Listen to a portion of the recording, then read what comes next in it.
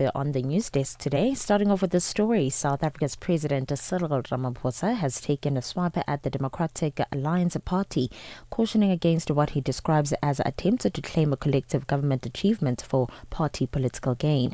Speaking during his reply to the State of the Nation address debate, Ramaphosa stressed that ministers serving in the government of national unity must recognize that progress is the result of shared effort, not individual party branding. He argued that many of the gains being highlighted were built on foundations laid before some leaders assumed office, insisting that the success within the unity government must be owned collectively rather than politicized. So no minister or deputy minister should be publicly claiming their work in the GNU as an achievement of their party. In many cases, the basis for their achievements were laid before they even came into office. And in many cases, the work that we realize, that will also realize the objectives, will be the work that we do together. And a squabble between a gardener and the son of former Zimbabwean President Robert Mugabe is believed to have led to the alleged shooting of a 23-year-old employee in Hyde Park, north of South Africa's Johannesburg city yesterday. Two men aged 28 and 33, including the son of the late president, had to be taken in for questioning as police investigate an attempted murder case. The victim was reported to be in critical condition in hospital. Police spokesperson Dimakato Nebuhuluwi says reports suggest the dispute stemmed from the gardener failing to report for duty. The gardener indicated that the victim is alleged to be a gardener in this particular yard. It was alleged that he didn't come to work and there was some sort of a squabble. So that will form part of the investigation, obviously. Those are the information that we'll have to follow up as to unravel as to what happened actually and what led to this actual shooting. And South Africa's Health Minister Dr. Aaron Motsoaledi has told the Portfolio Committee on Health that government has put in place contingency plans to provide ARVs to treat people infected with HIV and AIDS. Motsoaledi says that this is to ensure uninterrupted supply for these medicines after companies that were supplying them were placed on a business rescue. The first question you ask us is contingency plans to secure uninterrupted ARV supply. I need to put it up front, Chairperson, that no one is to force us to make sure that there is a secure, uninterrupted ARV supply. No one in the country is to force us because we know it more than anybody else, because we run the system. I am saying so, Chair, because when you conduct the world's biggest HIV counseling, testing and treatment campaign in the world, everybody is looking at you. But also, if you make a slip and something wrong happens, many people will suffer. And a total of 1,000 Kenyans have been recruited to fight for Russia, according to a Kenyan intelligence report that details a network of rogue officials allegedly colluding with human trafficking syndicates. The report submitted to Parliament by Kenya's National Intelligence Service said 89 Kenyans were on the front lines of the Russian-Ukraine war as of February this year. At least one Kenyan has died, while several others have returned home injured or traumatized. The Kenyan government, which previously estimated that about 200 of its nationals had been recruited to fight for Russia, wants Moscow to bar the conscription of Kenyan soldiers. And the former South Korean President Yoon Suk-yeol has been given a life sentence for his failed attempt to impose military rule in December of 2024. Yoon ordered troops to storm Parliament to drag his opponents out of jail them. He also dispatched soldiers and police to block, inspect and control access of facilities such as the opposition party building. The BBC's Jake Kwan has the details. Today's case was live broadcasted, so many South Korean people had tuned in. And it does give a sense of closure for many people here who waited 443 days since that December 2024 when Mr. Yoon suddenly declared martial law. The judge was telling him the verdict in the charge of leading an insurrection. He has said that Mr. Yoon is found guilty and that he is going to be sentenced to life in prison with labor. And not only him, his defense chief was sentenced to 30 years, and his police chief, who had blocked the entrance of the lawmakers to the parliament, was also given 12 years. For any news stories you'd like to share with us, please send an email to newsroom@channelafrica.co.za or call us on +2711 714 4459. For Channel Africa News, I am Matapelo Mahape. SABC News. The African Perspective. In our sports headline, Marizan Cup has been ruled out of the series against Pakistan due to illness. And the Confederation of African Football has launched a program to protect the rights of children and vulnerable persons. I'll be back with these and other stories at the bottom of the hour. From Africa's broadcast capital to the furthest corners of the globe, this is Rise and Shine. Every weekday mornings on Channel Africa. Well, it's that time to say, wake up with us, Africa, and thank you for doing that by tuning in to Rise and Shine on this Friday. It's the 20th of February. A very good morning to you. We are Channel Africa, broadcasting from Johannesburg in South Africa. And from the African perspective, we'll be bringing you news and current affairs for the next 3 hours. And of course, I'm not alone. My name is Asanda Beda. I'm with my co-host, co-pilot, partner in crime. Co-conspirator. Good morning. How are you, Mr. Peter? Good, and happy Friday. Happy Friday. Oh, yeah. It's the end of the week, middle of the month. But one more week, because February is a short one. It's a short one, yeah. Yeah, no. Thanks. We've even forgotten about the Valentine's Days and all of that. Gosh, yeah. Everyone's recovering from the expenditure for that day. So we've got quite a lot to look at today. And one thing that I'm interested in is the stress index. And it seems that stress is no longer an occasional pressure for many professionals in South Africa. It has become a constant presence. And we'll get to the bottom of that. Why are people so stressed? Why is it a common thing now as opposed to an occasional thing? Yeah, that one is a bit, it's not surprising, but it's concerning. Also, it's a World International Mother Language Day. That's tomorrow on the 21st of February. And as we mark this day, it's been noted that 40% of the world's population does not have access to an education in a language that they speak or understand. So this day underscores the role of languages in promoting inclusion and achieving sustainable development goals. Have you started speaking?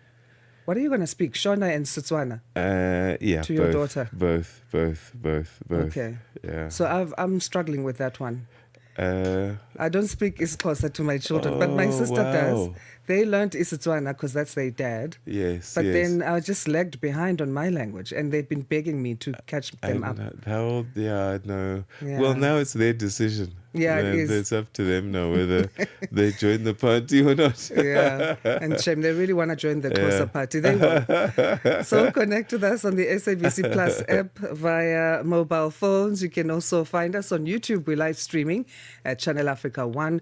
Also on channelafrica.co.za. That's our website. So quite a number of ways to connect and tune in. We are on DSTV Audio Bouquet, Channel 802 as well.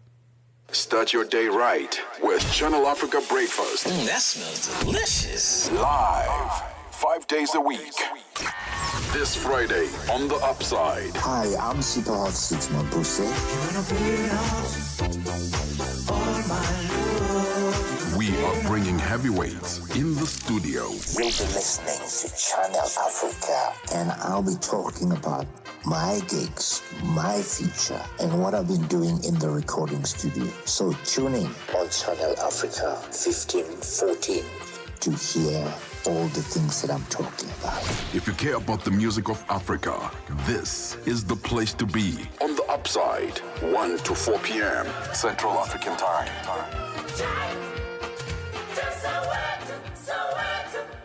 Your morning companion with the stories that matter. This is Rise and Shine on Channel Africa. It's time now for our daily Africa Roundup. Now, each morning after the 6 o'clock news, we bring you a concise update on the developments shaping the continent and the world over the past 24 hours. And this comes with insights from our team of journalists, analysts, and newsmakers. And we place the biggest stories of the day into context, helping you stay informed, connected and prepared for the news day ahead. And so we begin today's Africa Roundup with this story. Sudan's permanent representative to the United Nations, Al-Harith Idris Al-Harith Mohammed, has accused the Rapid Support Forces militia of committing acts of ethnic genocide, targeting civilians, obstructing the delivery of humanitarian aid. Addressing the UN, he outlined Khartoum's efforts to protect civilians, advance the national dialogue and implement the Sudan Peace Initiative. He also called on the international community to impose sanctions on militia leaders and to apply pressure on regional actors accused of supplying weapons to the group. Sudan today is engaged in a fierce war fought by its armed forces with significant support, backing, popular solidarity and a uniquely resilient military steadfastness. The government of Sudan is now returning to Khartoum, engaging positively with AU, the UN and regional organizations, resuming its activity within IGAD and communicating with the international community and the United States. We're also keen to launch an inclusive national dialogue with all political and social forces. We welcome all those who distance themselves from the alliance of aggressors and align with the national position. We look forward to an end to this war of aggression targeting our people, as well as the cessation of unprecedented atrocities and violations committed by the rebel militia against civilians, including ethnic genocide. 2 men, including the son of former Zimbabwean President Robert Mugabe, have been arrested in connection with the alleged shooting of a gardener at a residence in Hyde Park, Johannesburg, South Africa.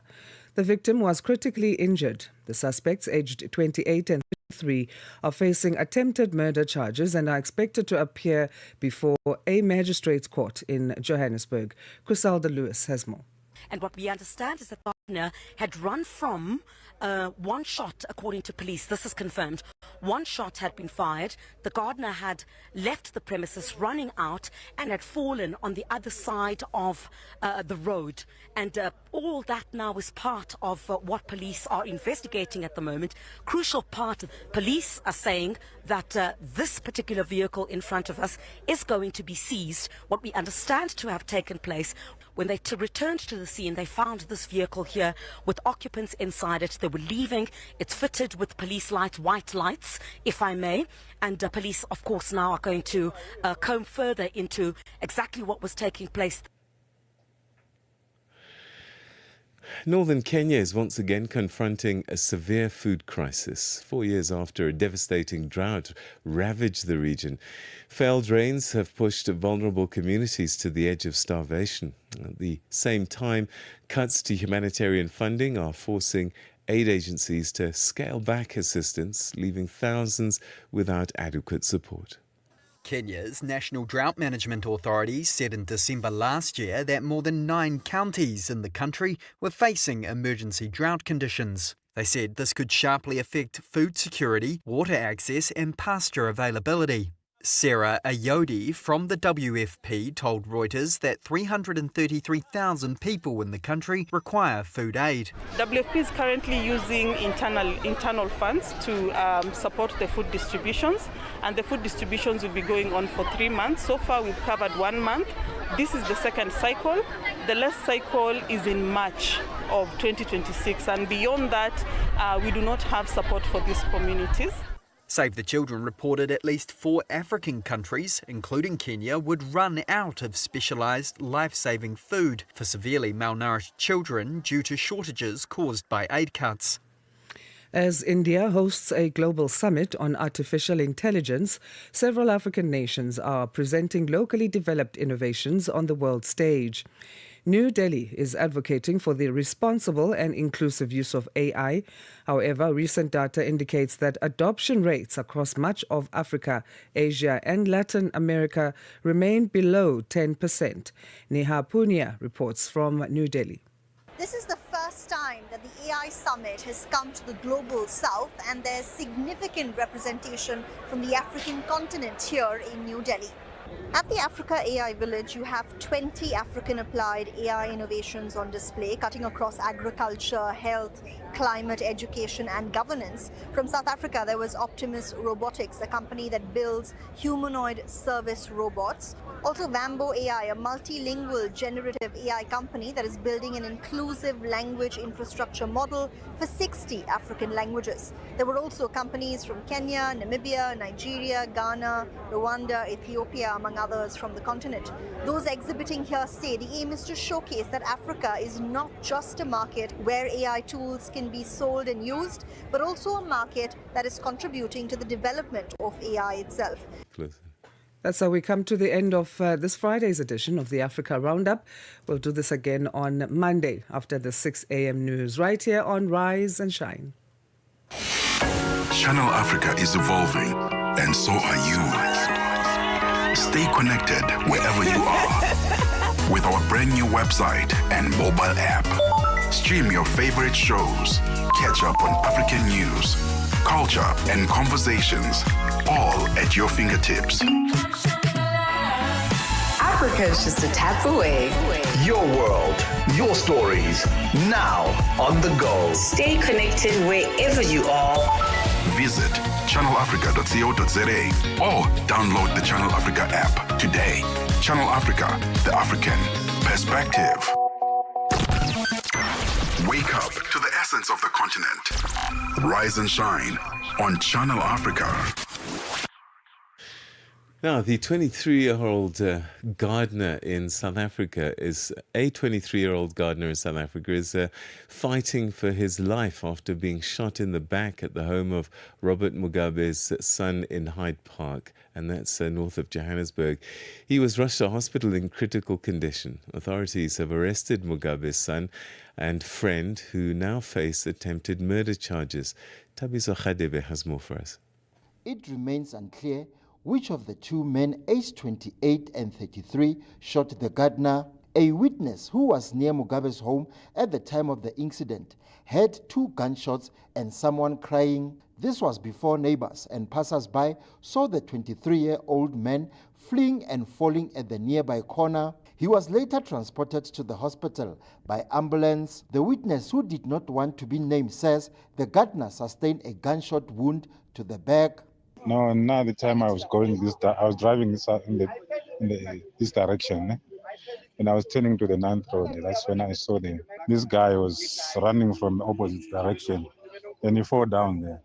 So when he fell down, I thought maybe it's something, maybe it was a suspect somewhere, but found out later that he was running away from the opposite house. Yeah, the gunshot was coming from the inside, but the guy was running from inside and passing over the road to the other side. Yeah, but we couldn't know exactly what was happening inside. I'm sure he was having a remote, then he picked up the remote.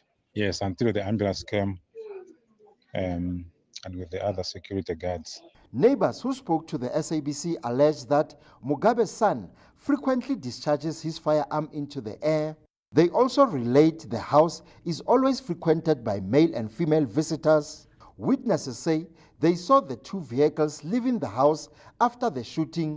Gauteng police spokesperson Dimakatso Nevohuli says reports suggested the dispute stemmed from the gardener failing to report for duty. The police can confirm that the 2 men that were brought in for questioning in connection to a shooting that occurred at Hyde Park have been officially arrested and are expected to appear before Alexandra Court soon. Police investigations continue. The police are investigating an attempted murder case. I'm Tabiso Khadebe in Johannesburg. The city of Johannesburg in South Africa is tackling service delivery challenges within the inner city through a high-impact program. The executive mayor of the city of Johannesburg, Councillor Dada Morero, together with members of the mayoral committee and senior city officials, are leading what they term a high-impact service delivery program. The program was launched a year ago, and to discuss further what this service delivery program has managed to do as it marks a year since its launch, we speak to City of Johannesburg member of the mayoral committee responsible for group corporate and shared services, Stembiso Zungu. Stembiso, thank you for joining us. Good morning to you. Good morning, Asanda, and good morning to your viewers. So take us back then in terms of when this high impact service delivery program was launched a year ago. What was the mandate? No, thanks, Asanda, and thanks for the opportunity. I think you would remember that there's always been cries and complaints from the residents that the city has actually deteriorated to a point where you are not able to do anything. And then the mayor said to us, the mandate is one. Let's go out there and reclaim the city of Johannesburg. Let's make sure that we bring it back to its glory. And I think we've never looked back. There's been challenges here and there, but we've remained on the ground, just trying to make sure that we actually keep to the mandate of what the mayor had actually proposed us to do. And indeed, it's been a year that this has been launched, and we've been on the road from day one, and we remain on the road. And I can tell you, throughout all the challenges, we can see that there is actually some improvements here and there. We have not been where we would have wanted to be, but I can tell you, with what we are seeing with the officials who are working with us, there is indeed that hope that we'll indeed reclaim the city of Johannesburg. So we understand that there are weekly joint high impact operations. Can you take us through what these are and what they intend to achieve and why at this particular time they are necessary? You know, I think when we started, it was said, no, this is about G20. There's nothing called high impact. They are going to just leave it out after G20. Some would say it's about campaigning. But the mayor said, you know what, let's make sure that we keep up with what we actually promised. We visit different regions. I think last week we went to, not even last week, this week we were in Randburg.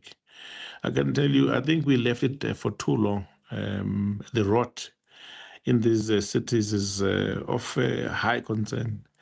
But I think with the dedicated team that we have, and they've shown that they want to actually reclaim whatever is left of the city, and just to try and bring it back to its glory days. Randburg, I think you remember, it used to be a very nice city, and it had a lot of attention from visitors. But if you go there now, it's just terrible. But I think we did very well this past Monday. We did a lot of work. I think work that would have been taken days, but I think we did it in one day. We are going back again this coming Monday, just to make sure that we continue with our work even beyond elections, because I think some will tell you, no, you guys are just campaigning. We see that all the time. But I like the fact that people are very positive about what we are doing, and we're going to keep on going until we get it right. So how do these high impact operations differ from routine law enforcement?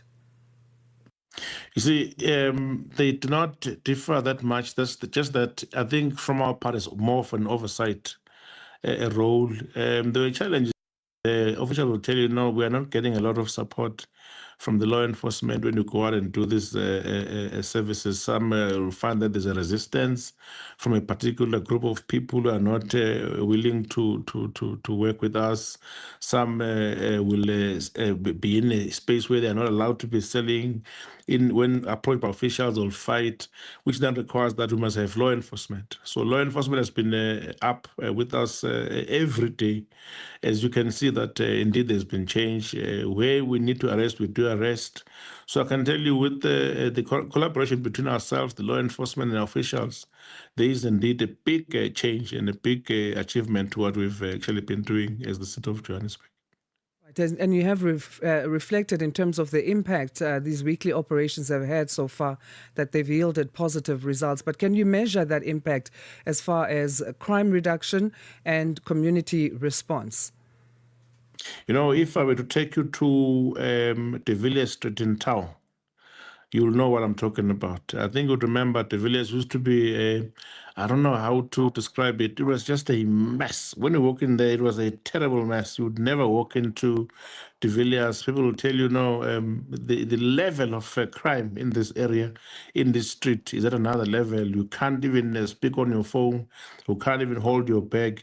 But if you go there this morning or today, Just if I were to take you there in Villa Street, you will see that we've done a huge work, and it's visible on the ground. People are telling us all the time. They are grateful about what they are seeing in town.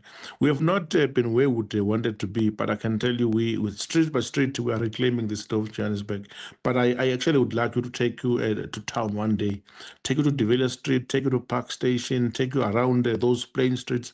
You can see that we've done a lot of work. In terms of crime, yes, indeed, there's been a decline in terms of crime because our JMPD teams are on the ground fully, making sure that people are safe. Can you share in terms of how many people were arrested this week in that operation that was conducted, and what led to those arrests? In Randburg, we arrested 11. The immigration confirmed. Remember, when we do these operations, we go with immigrations. 10 of them, they had no papers to be in the country. They were here illegally, so they were verified by immigration team, and then they were taken to the police station to have the document opened. And then the 11th one is the owner of the grocery store who hired an illegal foreigner. And as you remember, the law does not permit that an asylum seeker may then go and find work anywhere. So we then arrested that particular gentleman because he had actually broken the law. So we from time to time, when we go out, we take out immigration and they go with us, and then we arrest where we need to arrest.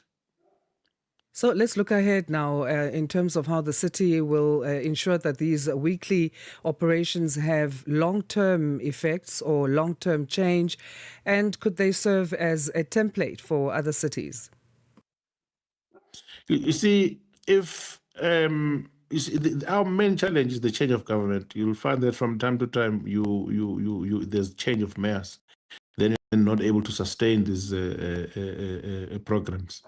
But if we were to go with such flow, even if the next person comes in, he says, "No, I want to take over from where you left off." There should be no competition to say, I want to bring my own program. I cannot go with this program because it was started by this particular person. We can do a lot in this city of Johannesburg. I think I've been seeing a lot of other mayors and MMCs from other regions, provinces doing the same.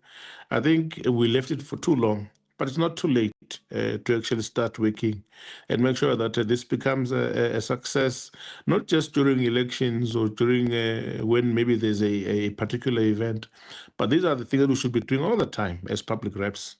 And I can tell you the impact is huge. And we're grateful, even with the support from our local residents who from time to time will tell us about the changes they are seeing in the city.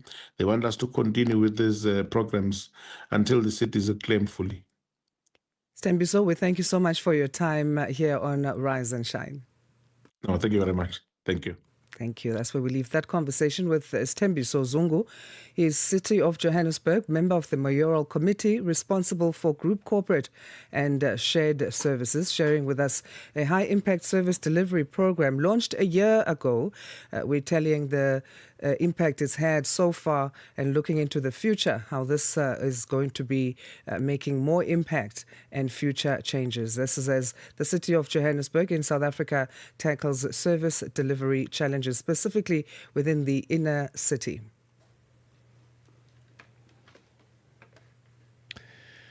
All right, so 6:28 Central African time. We've still got quite a bit that we're looking at in the coming, what's the word, half an hour.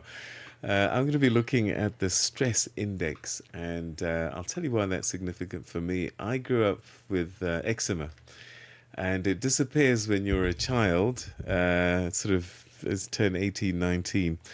But throughout life now, whenever I get stressed, hyper-stressed, I get a rash on my back. So then I know it's an indicator.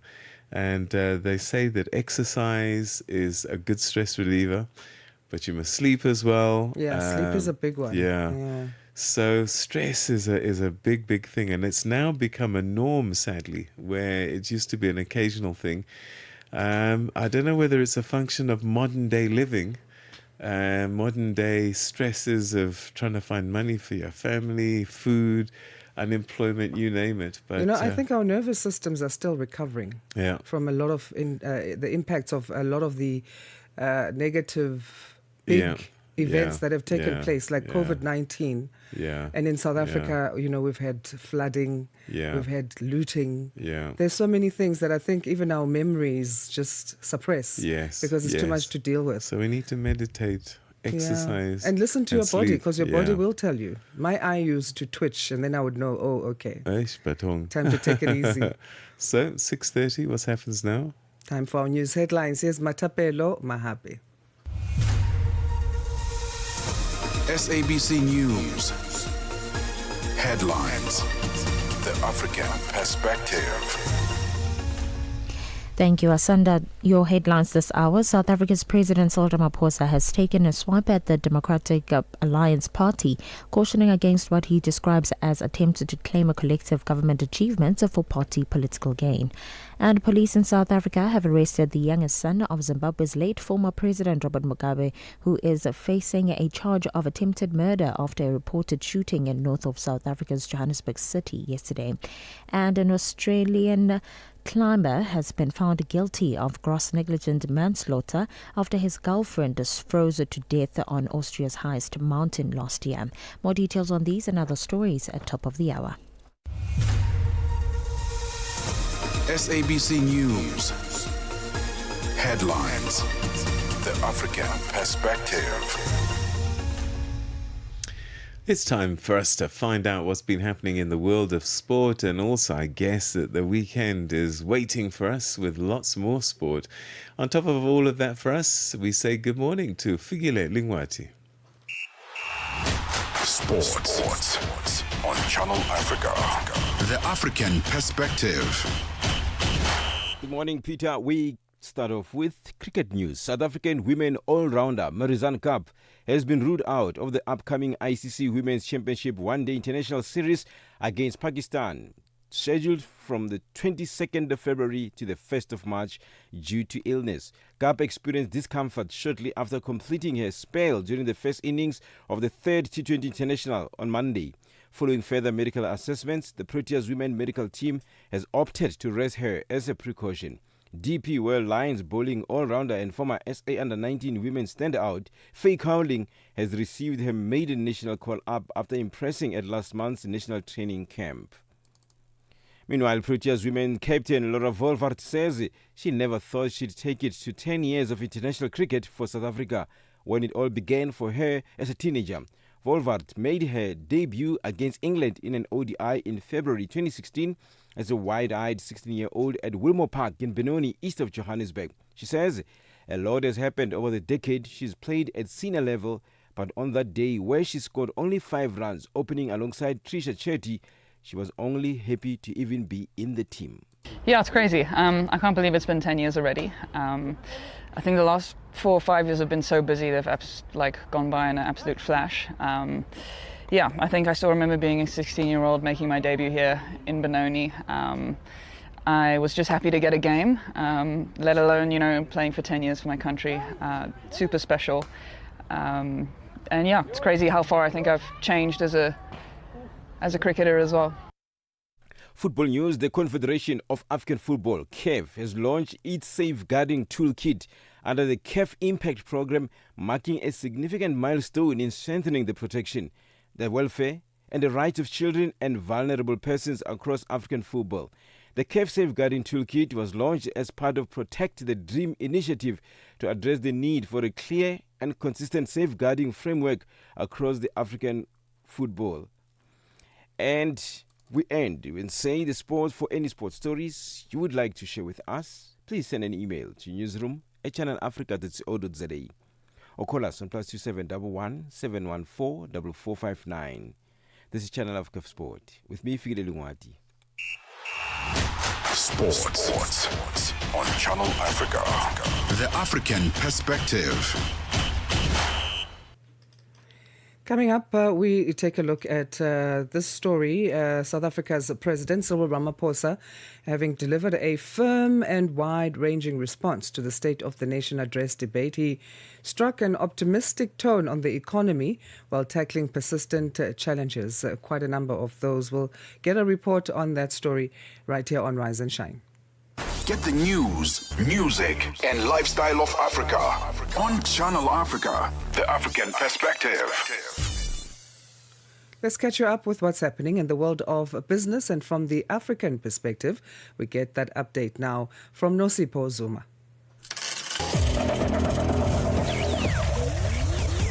Business news on Channel Africa, the African perspective. Thank you, Asanda. Good morning. In your business news this hour, Nigerian President Bola Tinubu and German Chancellor Friedrich Merz have discussed deepening cooperation on security, power and infrastructure in a 9-minute phone call on Wednesday. The two leaders discussed reviving a stalled presidential electricity project in Nigeria involving German conglomerate Siemens and Nigeria buying used German helicopters. The Nigerian president says Tinubu told Merz Nigeria needed help to upgrade its power transmission network. A 2019 agreement with Siemens to rehabilitate transmission lines and power distribution substations funded by German banks aimed to achieve 700 megawatts of reliable power by 2021 and 11,000 megawatts by 2023. However, it has faced regulatory, logistical and financing challenges. More than 650 suspected cyber criminals have been arrested across 16 African countries in a crackdown on online scams. Police recovered over $4.3 million. The operation, led by Interpol, targeted criminal networks behind investment fraud, mobile money scams and fake loan applications. The BBC's Bernadette Keho has the details.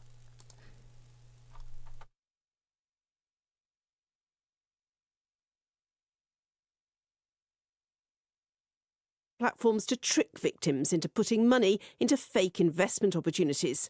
Fraudsters operating out of Côte d'Ivoire targeted vulnerable people through deceptive apps offering quick loans. A cybercrime group in Nigeria gained access to a major telecom company's systems, then resold airtime and data bundles. Interpol says the operation highlights the growing scale of organised cybercrime and the need for stronger international cooperation to tackle the fraud networks that operate across borders. South Africa's Standard Bank Group has raised $123.76 million through the African continent's first issuance of a type of bond designed to act as a buffer in banking crisis. The safety buffer bonds are known as flag notes, which is short for financial loss, banks or absorbing capacity.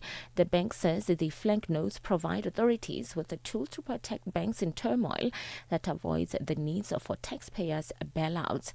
It says the concept mirrors the global trend exemplified by European and US rules that mandate shareholders and investors to take the first hit if a bank stumbles.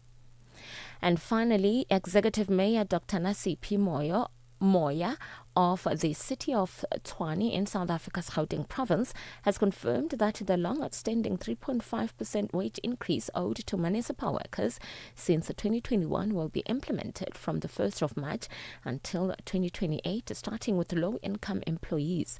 The increase applies to more than 21,000 employees and will cover basic salaries and benefits, with back pay to be processed from July. The adjustment stems from a collective wage agreement for the 2021-2022 financial year negotiated between the city and labor unions. Moya outlined how the phased payments will be rolled out over the next 3 years during a press briefing in Pretoria.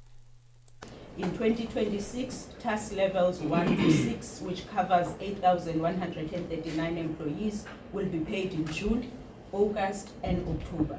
In 2027, task levels 7 to 9, covering 8,224 employees, will be paid in February, May and December. In 2028, task levels 11 to 18, covering 4,601 employees, will be paid in April, August, and November. In 2029, which is the last year, task levels 19 to 22, covering 125 employees, will be paid in February. Your financial indicators: one US dollar in Nigeria is trading at 1,000 naira 341, and Botswana is 13 pula 3. Kenya, the dollar is trading at 128 shilling 2, and in Zambia it's 18 kwacha 58. The BRICS countries: $1 in Brazil is trading at 5 ruble 22. Russia is 76 rubles 50. India it's 90 rupees 69. China at 61.90, and in South Africa $1 is trading at 16 rand 02. $1 is trading at 73 pence to the British pound and 84 to the euro. Looking at commodities, gold is trading at $4,995 and platinum at $2,056 per ounce. The price of Brent crude oil is at $71.81 a barrel. Now, for any stories you would like to share with us, please send an email to newsroom@channelafrica.co.za or call us on +27 11 714 4459. For Channel Africa Business, I'm Nosi Pozuma.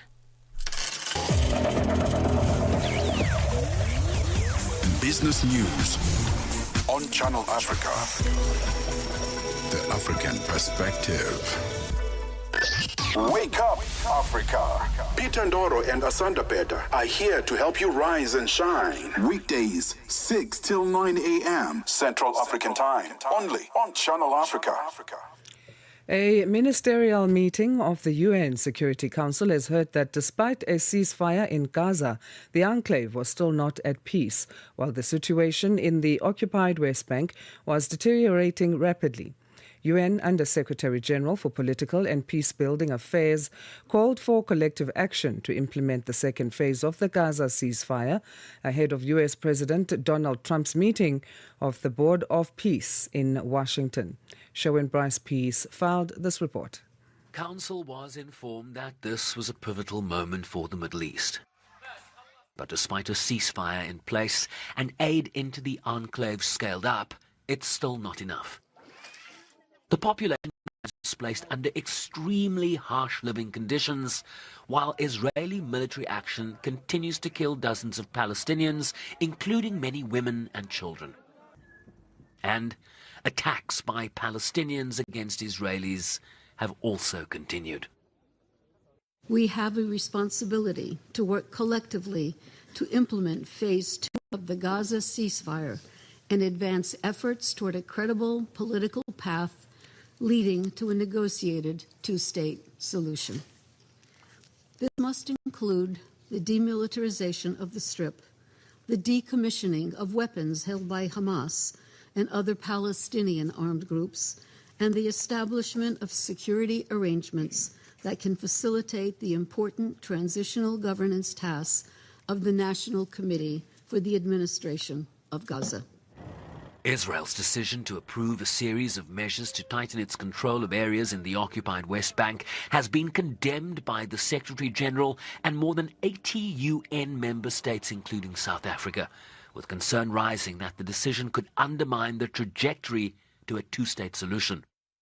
We are witnessing the gradual de facto annexation of the West Bank as unilateral Israeli steps steadily transform the landscape. Israel should immediately reverse these measures.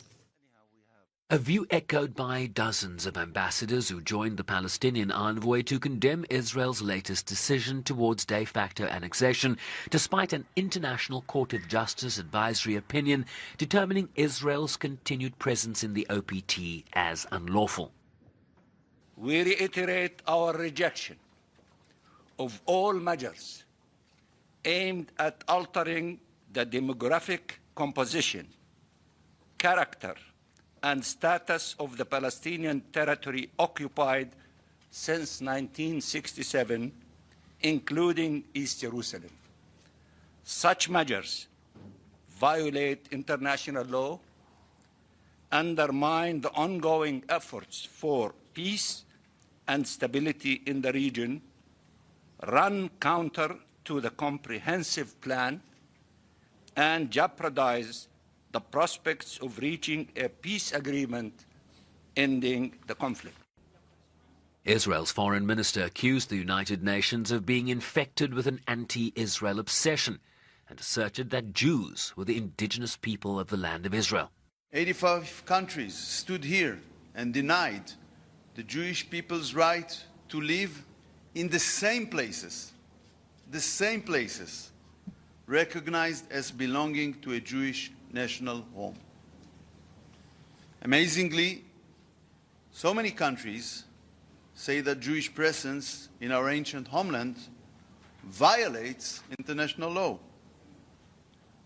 The opposite is true.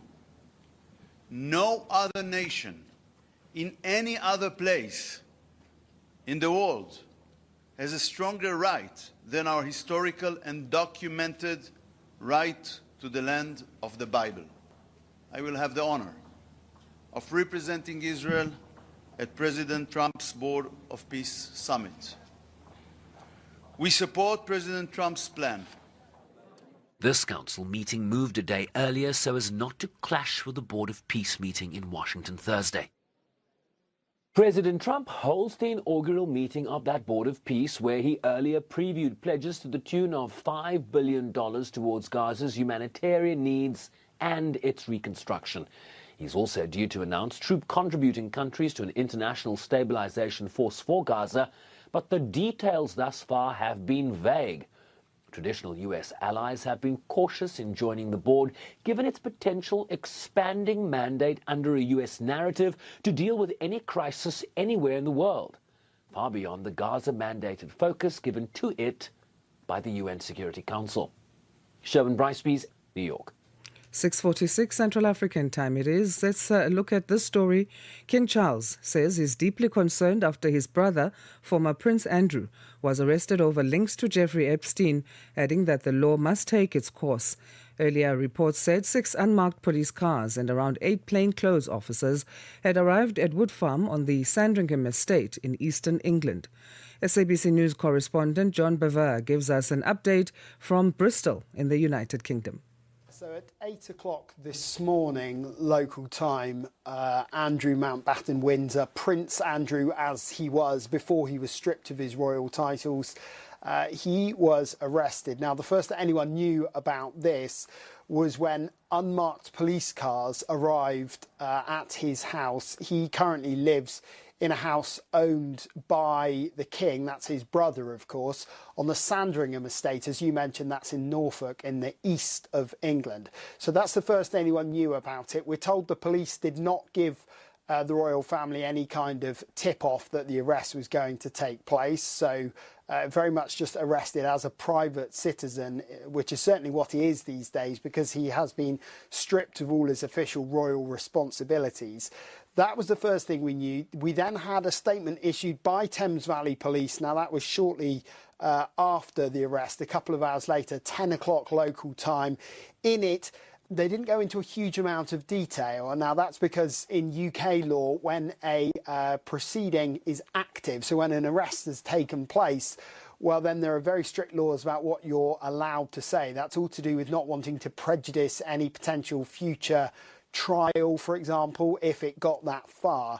So the police then not really saying a huge amount. They did confirm, though, that following a thorough assessment, we have now opened an investigation into this allegation of misconduct in public office. Several weeks ago, the police said they were investigating to see whether any offences had been committed. This, of course, all in relation to potentially sensitive information that was passed on to the late sex offender Jeffrey Epstein about possible investment opportunities in places such as Singapore. That's certainly one of the files that I've seen. And this all happened at a time when Prince Andrew, as he was then, was a trade envoy. So the police are very specifically looking at whether any misconduct in public office has taken place. That's why Prince Andrew, as he was, now Andrew Mountbatten Windsor, that's why he's been arrested. That's why he's being questioned by the police. We very much believe that that is still going on. So he is at a police station somewhere being questioned.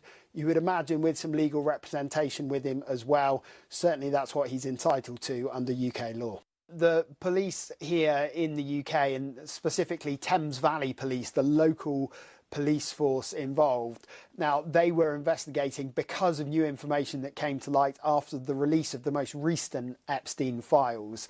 And it was those files that seemed to show that the disgraced financier, of course, who was a convicted sex offender as well, that he was given some information about possible investment opportunities. That was a world that he was very involved with. So the question specifically is about this. And as the statement said, misconduct in a public office. So that is very narrowly what the police here are focusing on. You would imagine there will be wider questions being asked, but certainly for the time being, and the fact they've arrested Andrew now, and the fact that he is having to answer questions, it will be very narrowly about this. That is being led by Thames Valley Police. They've been working in conjunction with the police in Norfolk as well, in East Anglia, that eastern section of the UK, where Andrew Mountbatten Windsor was arrested this morning. So they very much leading the charge at the moment. We will need to wait and see whether they decide to charge him or not. He has only just been arrested at the moment. He has always maintained that he's done nothing wrong. That is a line that he has stuck to, and we haven't heard anything different. So the police here will need to decide what to do, whether they release him without charge, whether they charge him, or whether they apply for more time to question him. So those are the steps available to them, and we will find out more in the coming hours. Now we know former Prince Andrew has now been released after his arrest, with authorities saying that investigations continue. And that report was by SABC News correspondent John Bevier with an update from Bristol in the United Kingdom. Yeah, remarkable story, that one. He spent 11 to 12 hours in police custody being questioned. That's half a day.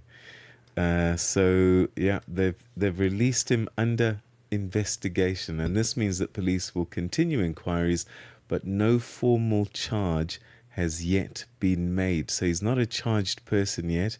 Inquiries continue, and so that's all we can say about that. Ritmos e Cultura com Jacob Tivani.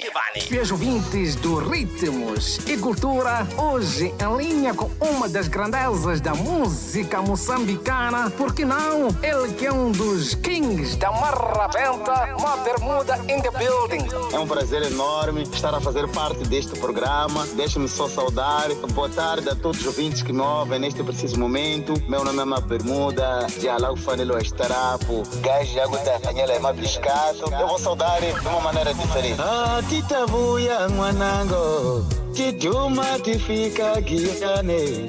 Ah, titavuya mwanango, tiduma tifika giane. Ani motive lo ababa yena otiva mina haikonama. Ani motive lo anona yena otiva wahimbo watwa. Cá estou eu, irmão, para conversarmos, para falarmos um pouco de tudo.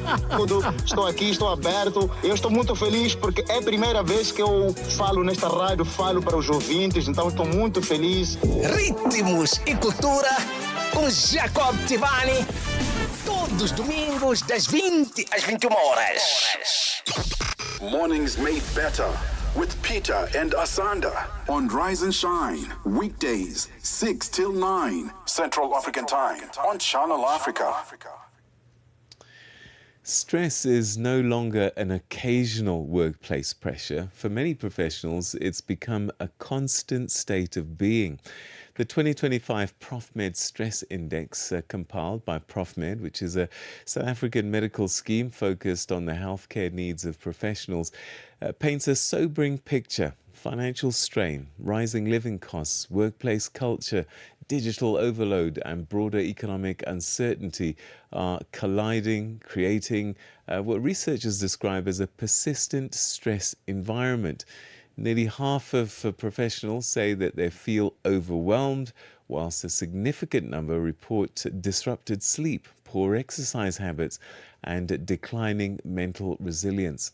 Now, is this simply the cost of modern working life, or Are we witnessing a deeper structural shift in how professionals across Africa are living and working? Well, joining me now is Justine Lacey, who's a clinical executive at ProfMed. Justine, thanks very much indeed for joining us and welcome to the program. Good morning, Peter.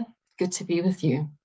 So, Justine, when you look at this year's findings with the stress index, what trends stood out for you the most? So, Peter, I could mention some of the key findings. I think let me mention three. A third of the respondents did indicate that the long-term implications of stress are actually starting to impact on their exercise, their sleep patterns, and disrupting their ability to cope.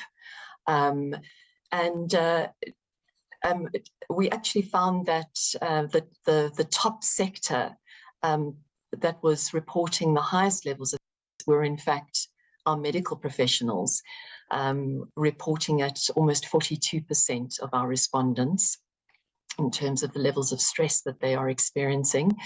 And almost half our respondents indicated that the long-term implications of stress are affecting them from a mental health perspective and having a greater, more widespread impact on their lives.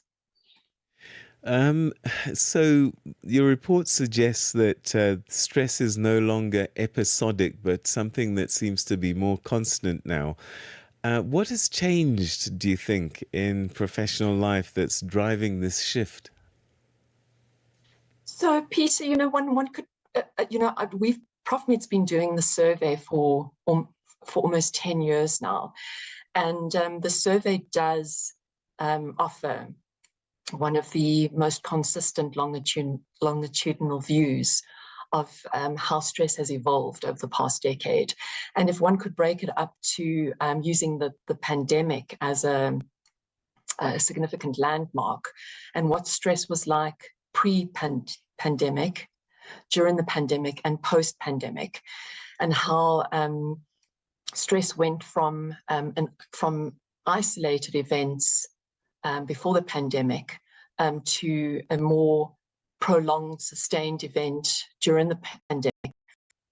And what's happened is we've dragged that along after the pandemic has finished. So the pandemic has actually created a long-lasting effect on stress in that work-life balance areas have been impacted, boundaries have been blurred, the fear of job loss, more workplace stress, and factors such as that are all playing a role. Excuse me, not to mention the global crises that we as individuals are witnessing and internalizing, as well as modern life and all the stress and pressure that comes with that.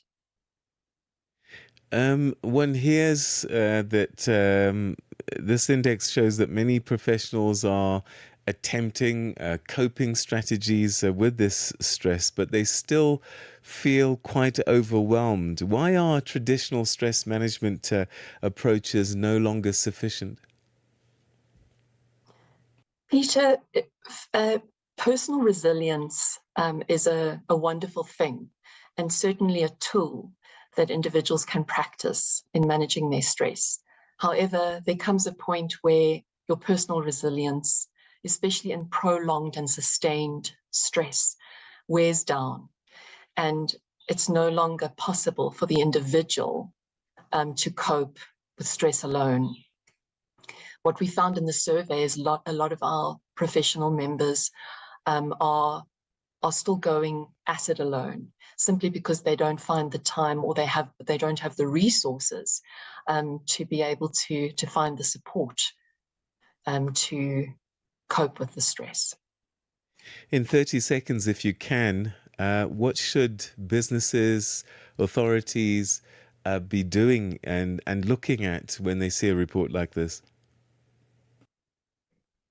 There are three significant areas that are important to concentrate on for an employer and the healthcare professional when dealing with individuals, to create a more supportive workplace culture,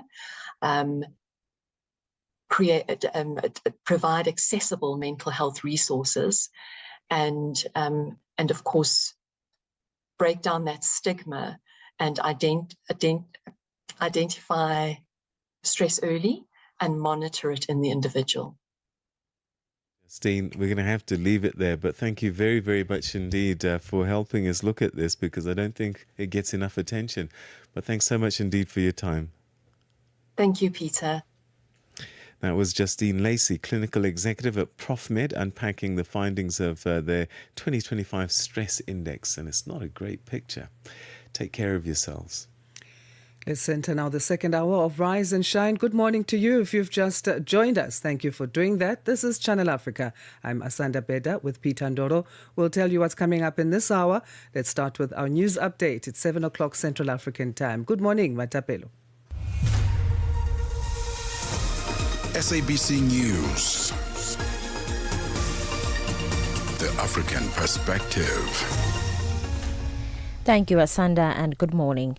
Starting off with the story, South Africa's President Cyril Ramaphosa has taken a swipe at the Democratic Alliance Party, cautioning against what he describes as attempts to claim a collective government achievement for party political gain. Speaking during his reply to the State of the Nation address debate, Ramaphosa stressed that ministers serving in the government of national unity must recognize the progress in the result of a shared effort, not individual party branding. He argued that many of the gains being highlighted were built on foundations laid before some leaders assumed office, insisting that the success within the unity government must be owned collectively rather than politicized. So no minister or deputy minister should be publicly claiming their work in the GNU as an achievement of their party. In many cases, the basis for their achievements were laid before they even came into office. And in many cases, the work that we realize, that will also realize the objectives, will be the work that we do together. And South African police divers have been brought in last night to assist in searching for the gun linked to yesterday's shooting incident, which occurred at the residence of the son of the former Zimbabwean President Robert Mugabe in Hyde Park, north of Johannesburg. A gardener was shot and is in critical condition in hospital. The son of the late former president has since been arrested in connection with the shooting, along with another man. The two men have been charged with attempted murder. Griselda Will Lewis has the details. Police have now widened their investigation looking for this missing gun, which is alleged to have been used here at this crime scene where the gardener at the home of the son of Zimbabwe's former president Robert Mugabe, where the shooting took place. Police divers, we understand, are now being brought in. I do understand these divers, one of the divers who is in charge is going to go into the premises. I understand that the pool is going to be searched. And South Africa's Health Minister, Dr. Aaron Motsoaledi, has told the Portfolio Committee on Health that government has put in place contingency plans to provide ARVs to treat people infected with HIV and AIDS. Motsoaledi says that this is to ensure uninterrupted supply of these medicines after companies that were supplying them were placed on business rescue. The first question you ask us is contingency plans to secure uninterrupted ARV supply. I need to put it up front, Chairperson, that no one is to force us to make sure that there is a secure, uninterrupted ARV supply. No one in the country is to force us, because we know it more than anybody else, because we run the system. I am saying so, Chair, because when you conduct the world's biggest HIV counseling, testing and treatment campaign in the world, everybody is looking at you. But also, if you make a slip and something wrong happens, many people will suffer. A total of 1,000 Kenyans have been recruited to fight for Russia, according to a Kenyan intelligence report that details a network of rogue officials allegedly colluding with human trafficking syndicates. The report submitted to Parliament by Kenya's National Intelligence Service said 89 Kenyans were on the front lines of the Russian-Ukraine war as of February this year. At least one Kenyan has died, while several others have returned home injured or traumatized. The Kenyan government, which previously estimated that about 200 of its nationals had been recruited to fight for Russia, wants Moscow to bar the conscription of Kenyan soldiers. And an Austrian climber has been found guilty of gross negligent manslaughter after his girlfriend froze to death on Austria's highest mountain last year. The 33-year-old woman died of hypothermia on a mountain climbing trip to the Grossglockental in January of 2025. The man has been given a 5-month suspended sentence. The BBC's Bethany Bell has the details. The court heard how the mountain rescue team found Kirsten's body hanging upside down from a rock face. She wasn't wearing gloves and her boots were open.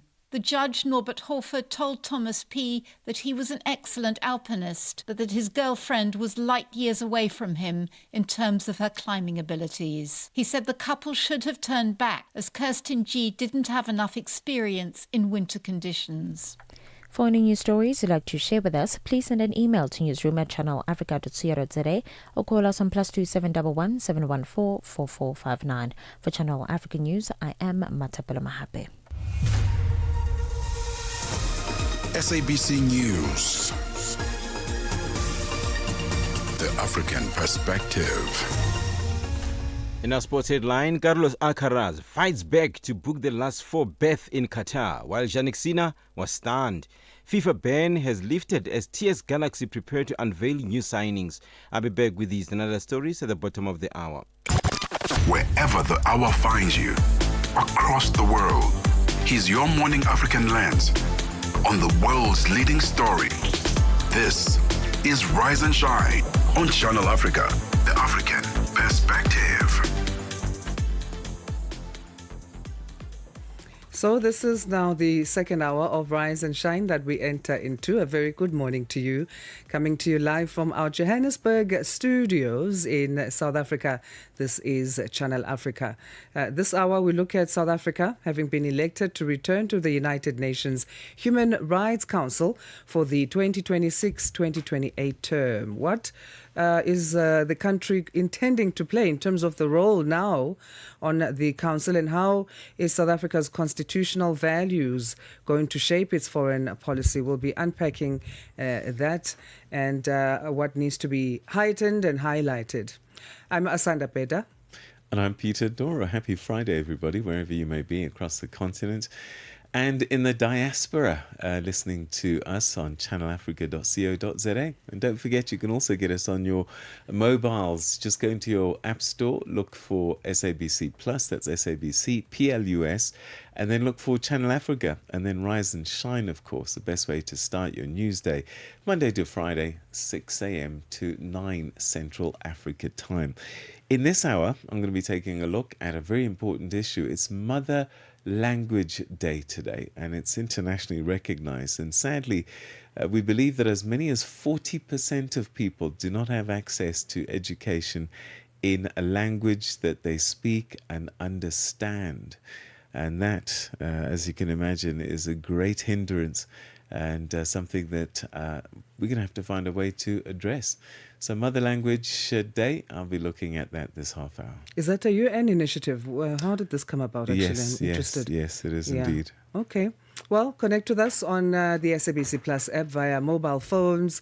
You can find us on our website, channelafrica.co.za, and also live streaming on YouTube at Channel Africa 1. That handle is also where we are on other social media platforms, and we welcome your questions or views about our programming. Channel Africa and you have got something in common. The thirst for knowledge. Using Scholar Transport comes with responsibilities. Every learner has a role to play in keeping themselves, their friends, and the driver safe. Stay seated and behave responsibly. Avoid shouting, pushing, standing, or moving around inside the vehicle at any time. Think safety first. Remember that safety starts before the journey begins. and continues until you are safely off the road. Good behavior saves lives. Your actions matter. Issued by the National Department of Transport. Bringing you the energy, news, and good vibes to kickstart your day. This is Rise and Shine on Channel Africa. Just a little shy of 10 minutes past 7 Central African time. South Africa has been elected to return to the United Nations Human Rights Council for the 2026-2028 term, rejoining the 47-member body tasked with promoting and protecting human rights worldwide. The vote comes at a moment of heightened global scrutiny over human rights compliance, and as South Africa marks 30 years since the adoption of its democratic constitution, questions are now being asked about the role the country intends to play on the council and how its constitutional values shape its foreign policy. Joining us now is Chairperson of South Africa's Parliamentary Portfolio Committee on International Relations and Cooperation, Supra Mahumapelo. Chairperson, thank you for joining us. Good morning. Asanda, good morning, and thanks to the viewers and listeners. Thank you. South Africa is returning to the UN Human Rights Council, and this at a time when human rights are under strain in many parts of our continent, including the world. So what role does South Africa see itself playing during this new term?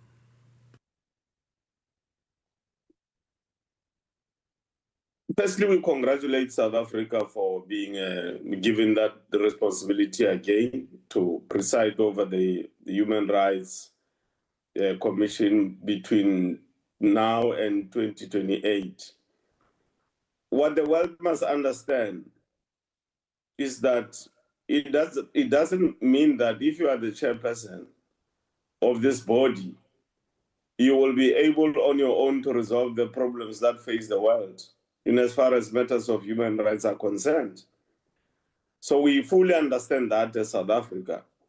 The most important thing that we know and understand that we have to do as South Africa is to make sure that we galvanize the world to support the approach that we always adhere to of resolving conflict through the means of negotiations, through engagement, and making sure that you develop the economies of the world so that member states are able, from a resource point of view, to adhere to the prescripts of human rights. Because if you don't have the necessary resources to adhere to the prescripts of human rights, for instance, availing basic health services, water, and other amenities like education, you will then be flouting the prescripts of human rights. And therefore, you need the necessary resources. And to have those resources, you need to grow the economies. To grow the economies, you need stability. To have stability, you need cooperation. To have cooperation, you have to belong to the multilateral bodies which South Africa is part of. So we will always, as South Africa, promote the importance of multilateral bodies, which promotes nations coming together to resolve problems facing humanity. So where currently does the Council fall short, as you see it, as you mentioned those points that are needed to achieve international human rights or to ensure that international human rights are not violated?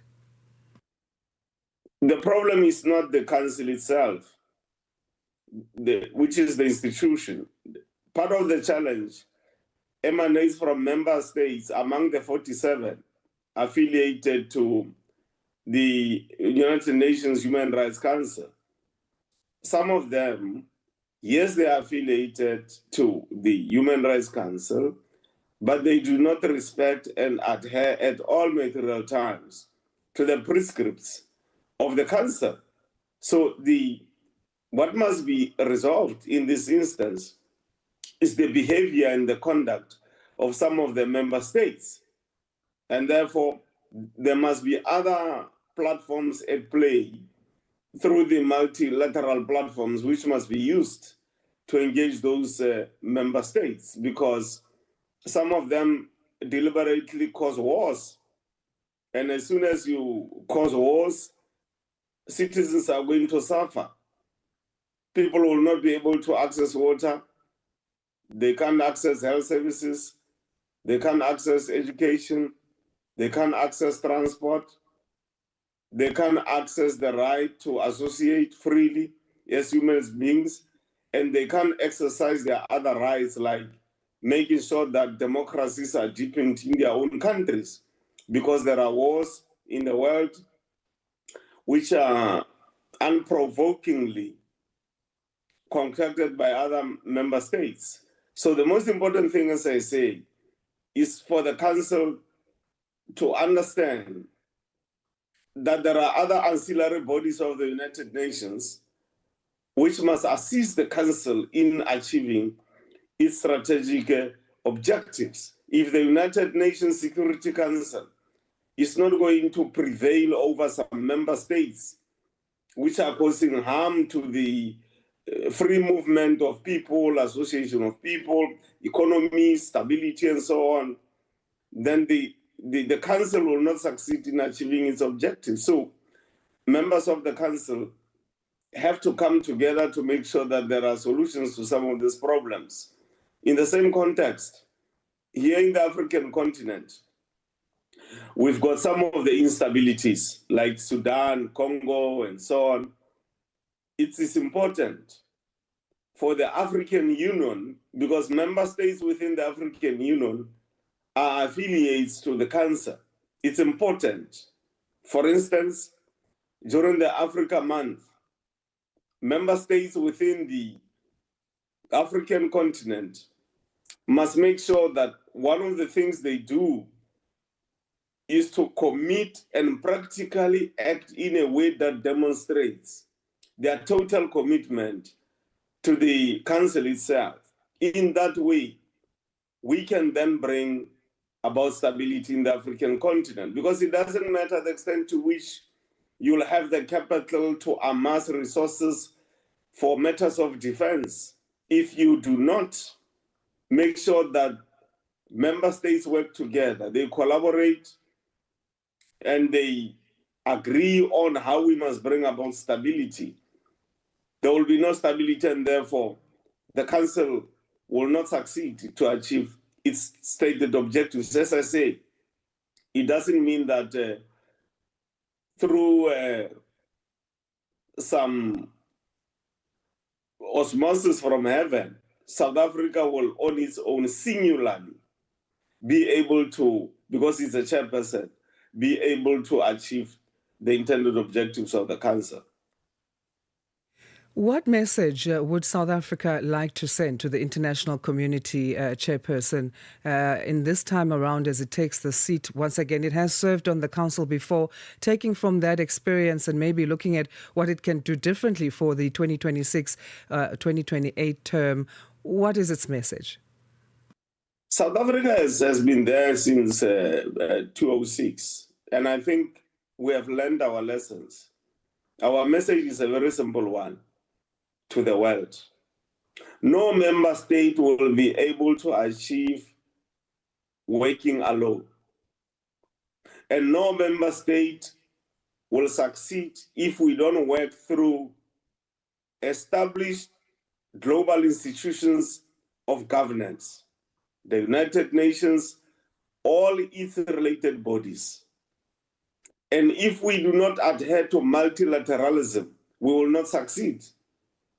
If we don't make sure that all conflicts and differences in the world are resolved through engagement, discussions, and using democratic instruments at our disposal, we will not succeed in achieving. So our message is a very simple one. Universities must play their role in doing empirical research on these matters, so the subject matters of the Council are properly researched. We don't thumb suck, and we don't use evidence that is not tested. Secondly, member states, through their democratic governments, must always discuss this matter. Thirdly, involve the community, because anything that is not people-centered is bound to fail, is bound to face challenges. So involve the people at all material times. Give people feedback. Explain to people what do these institutions mean, how people can use such institutions to advance their cause, and respect institutions of governance globally. If you work outside the institutions of multilateralism, like the US is doing, you're not going to achieve anything. For instance, we now have impact of global warming, and the United States of America doesn't recognize the protocols that are arrived at in as far as in issues of environmental consent. It means there will be calamities that other nations are going to face as a consequence of such an irresponsible decision. So it is our hope that member states that are stronger, like the United Nations, the G7, will come to the party and make sure that they support not only South Africa, but work with all other member states to achieve the objectives of the Council. Great. Chairperson, re a leboga for nako ya gago gape. And thanks again also for your valuable insights. We're going to have to leave this conversation here for now. Thank you to Chairperson of South Africa's Parliamentary Portfolio Committee on International Relations and Cooperation, Supra Mahumapelo, speaking to us about South Africa's return to the UN Human Rights Council for the 2026-2028 term. The whole population of Africa has been shocked to the depth of its soul. For 60 years, Channel Africa has been the voice that connects the continent, telling our stories and sharing our vision with the world. This year, we mark 6 decades of broadcast excellence. 60 years of stories, sound, and connection. 6 years of African conversations that matter. This is 60 years of broadcast excellence. Rooted in Africa's heartbeat and looking boldly into the future. Join Channel Africa as we celebrate 60 years of broadcasting. Still strong, still vibrant, and still giving you the African perspective. Channel Africa. New day, new stories. Start your morning right with Rise and Shine on Channel Africa. So tomorrow, the world marks International Mother Language Day, and that's a moment that highlights a pressing global challenge. Millions of children begin school, sadly, in a language they neither speak nor fully understand. UNESCO estimates that around 40% of the world's population doesn't have access to education in a language they understand. In Africa, the most linguistically diverse continent on the planet, well, that reality has profound implications for literacy, inclusion, and long-term development. This year's theme focuses on young people and the future of multilingual education. But beyond policy debates, the question remains, how do we turn language into a tool for opportunity rather than a barrier? Well, to help us unpack this, we're now joined by Prudence Ahrens, who's a program manager at the Nalibali Trust, South Africa's national Reading for Enjoyment campaign. With over a decade of experience in program design, impact measurement, and community development, she works to strengthen literacy in local languages and build culture of reading among children across the country. Prudence, thank you very much indeed for joining us, and welcome to the program. Good morning, Peter. How are you doing? And thank you so much for having me today.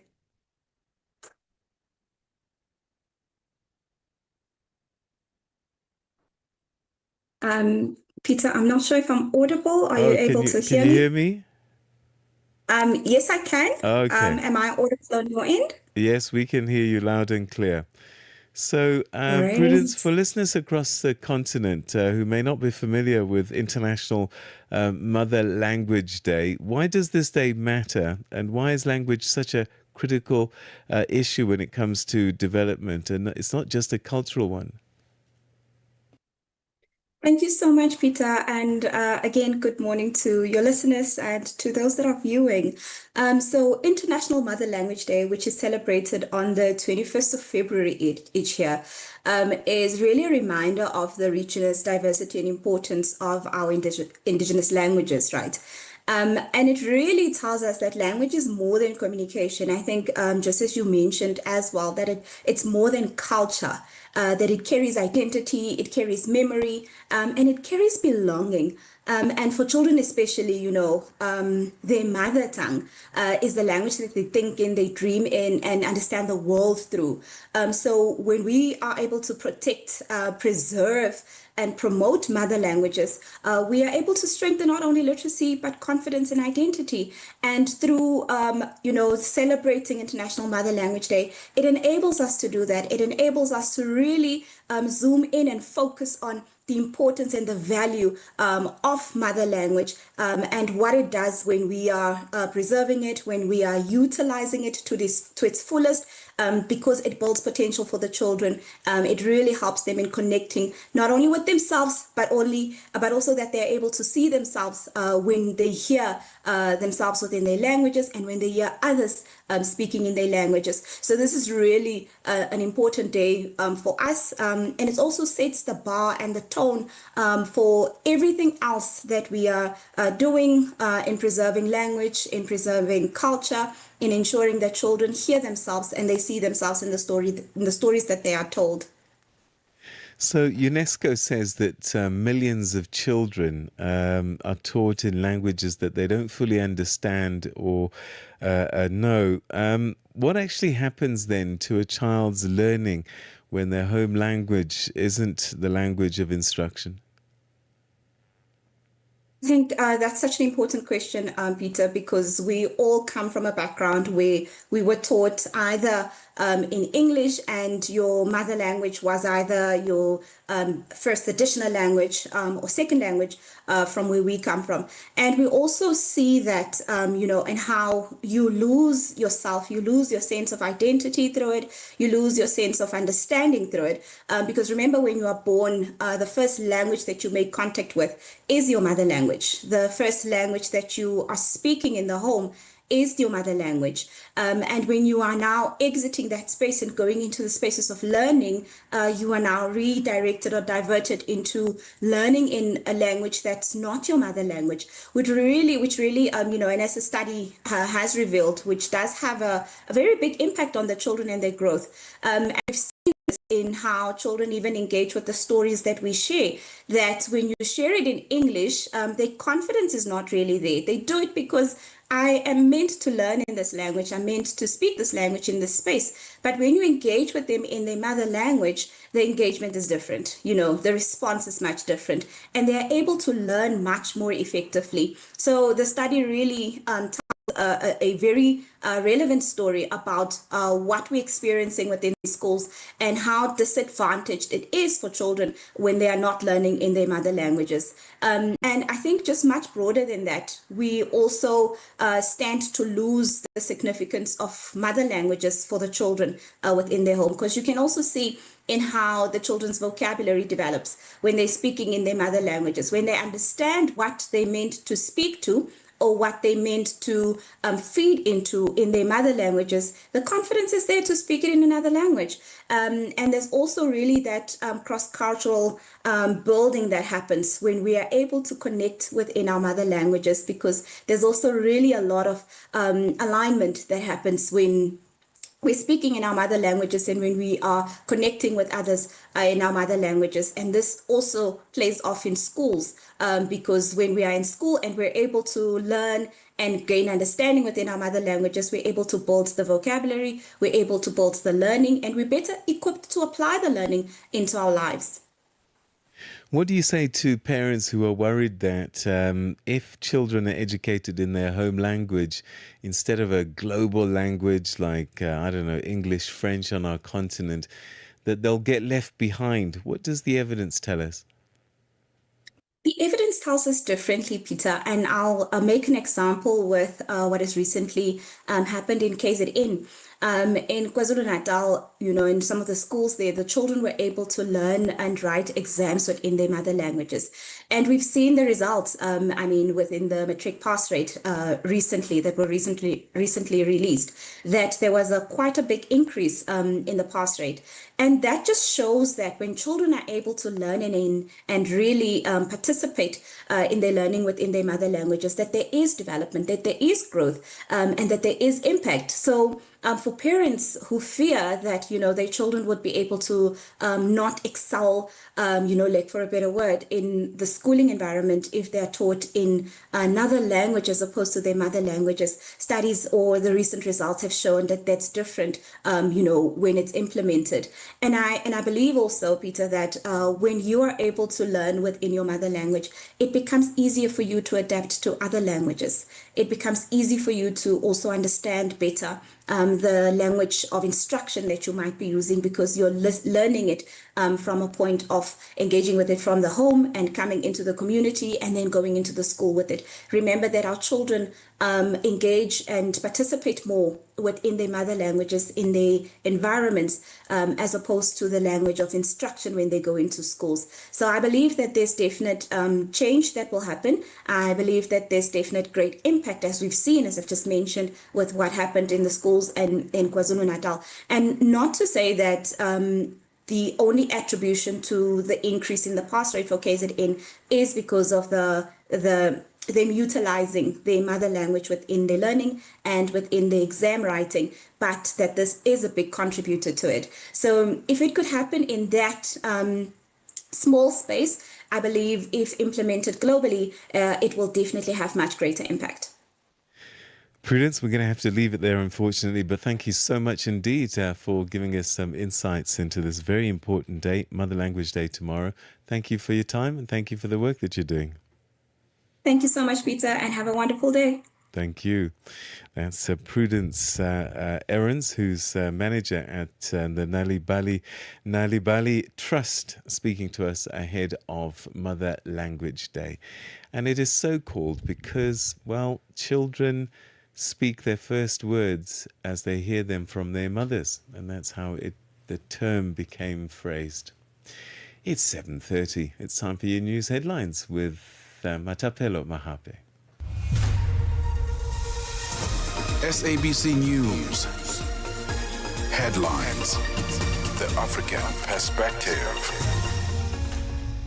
Thank you, Peter. Your headlines this hour. Tunisian court has sentenced the lawmaker Ahmed Saidani to 8 months in prison for social media post mocking President Kais Saied, indicating a crackdown on dissent. Once a supporter of Saidani criticized Saied for monopolizing power and was arrested for insulting the president online. And Zimbabwe has begun administering Lunacapariv, a long-acting HIV prevention drug, as part of its strategy to reduce new infections. Initially targeting over 46,000 high-risk individuals at 24 sites, the program is funded by the US and the Global Fund. And Austrian climber has been found guilty of gross and negligent manslaughter after his girlfriend froze to death on Austria's highest mountain last year. More details on these and other stories at top of the hour.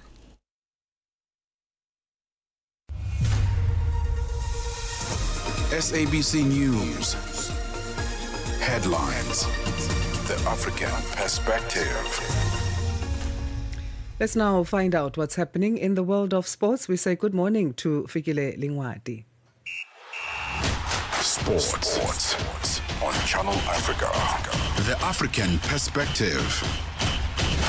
Good morning, Asanda. We're better off with cricket news. Zimbabwe finished top of Group B at the T20 World Cup after stunning England's next opponent, Sri Lanka, in a 6-wicket victory in Colombo. Both sides were already guaranteed their place in the Super 8, but Zimbabwe, who did not qualify for the last T20 World Cup in 2024, progressed unbeaten after completing a fine chase of 179 with 3 balls to spare. Opener Brian Bennett, who is yet to be dismissed in the tournament, followed his score of 64 not out in the famous win over Australia last week with an unbeaten 63 to steer home the chase. On to football news. Betway Premiership side TS Galaxy coach Adnan Beganovic has welcomed the lifting of the club's FIFA transfer ban, clearing the way for the registration of new players for the remainder of the 2025-2026 season.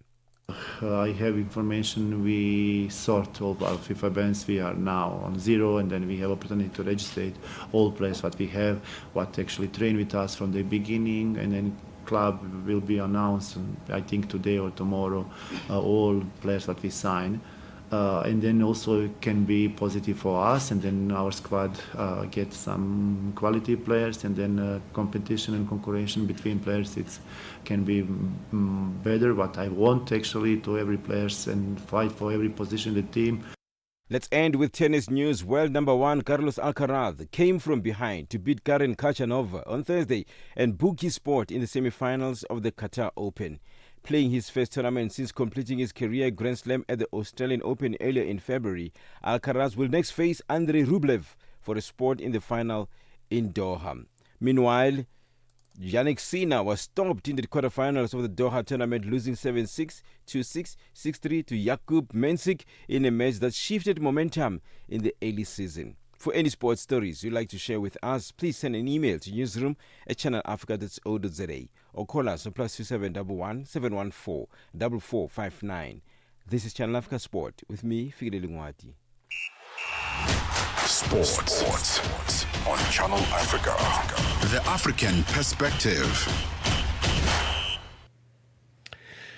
Right, it's time now to, in fact, the business news is coming up shortly. And you know what I haven't done in a couple of days, and that's not good, is to give you your today in history. And a lot of things happened today. And one of them, 1910 saw the assassination of Boutros Ghali.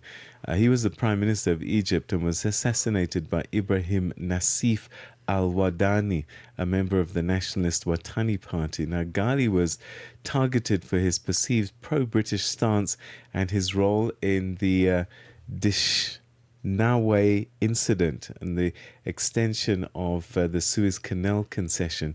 He was a grandfather, of course, of Boutros Ghali, who later became the Secretary General of the United Nations. And that happened today in 1910. Coming up shortly, the business news.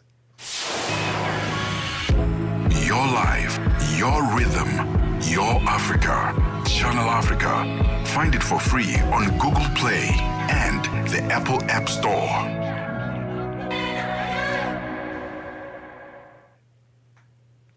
Okay, let's catch you up with the business news. And at the business desk this morning, we say good morning to Nosipho Zuma. Business news on Channel Africa. The African perspective.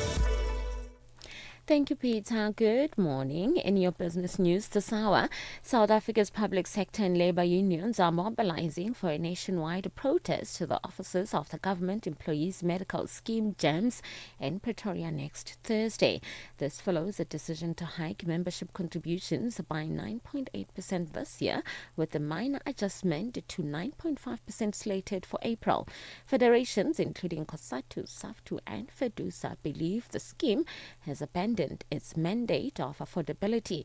FEDUSA's chief negotiator for the public service, Joseph Mashiko, elaborates. The concern is that this is not just 9.5% that we're looking at in isolation. We are looking at the increase that has accumulated over time, because in 2025, and that is not even looking way back to other years, but if we were to take it from 2025 itself, GEMS implemented an increase of 13.4%. Now, when you add that to the increase of 9.8%, which was revised from February to 9.5%, we are talking of around 23% increase. Nigerian President Bola Tinubu and German Chancellor Friedrich Merz have discussed a deepening cooperation on security, power and infrastructure in a 9-minute phone call on Wednesday. The two leaders discussed reviving a stalled presidential electricity project in Nigeria involving German conglomerate Siemens and Nigeria buying used German helicopters. The Nigerian presidency says Tinubu told Merz Nigeria needed help to upgrade its power transmission network.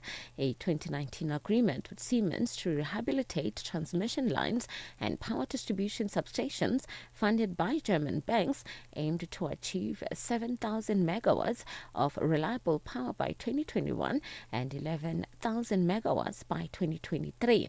However, it has faced regulatory, logistical and financing challenges.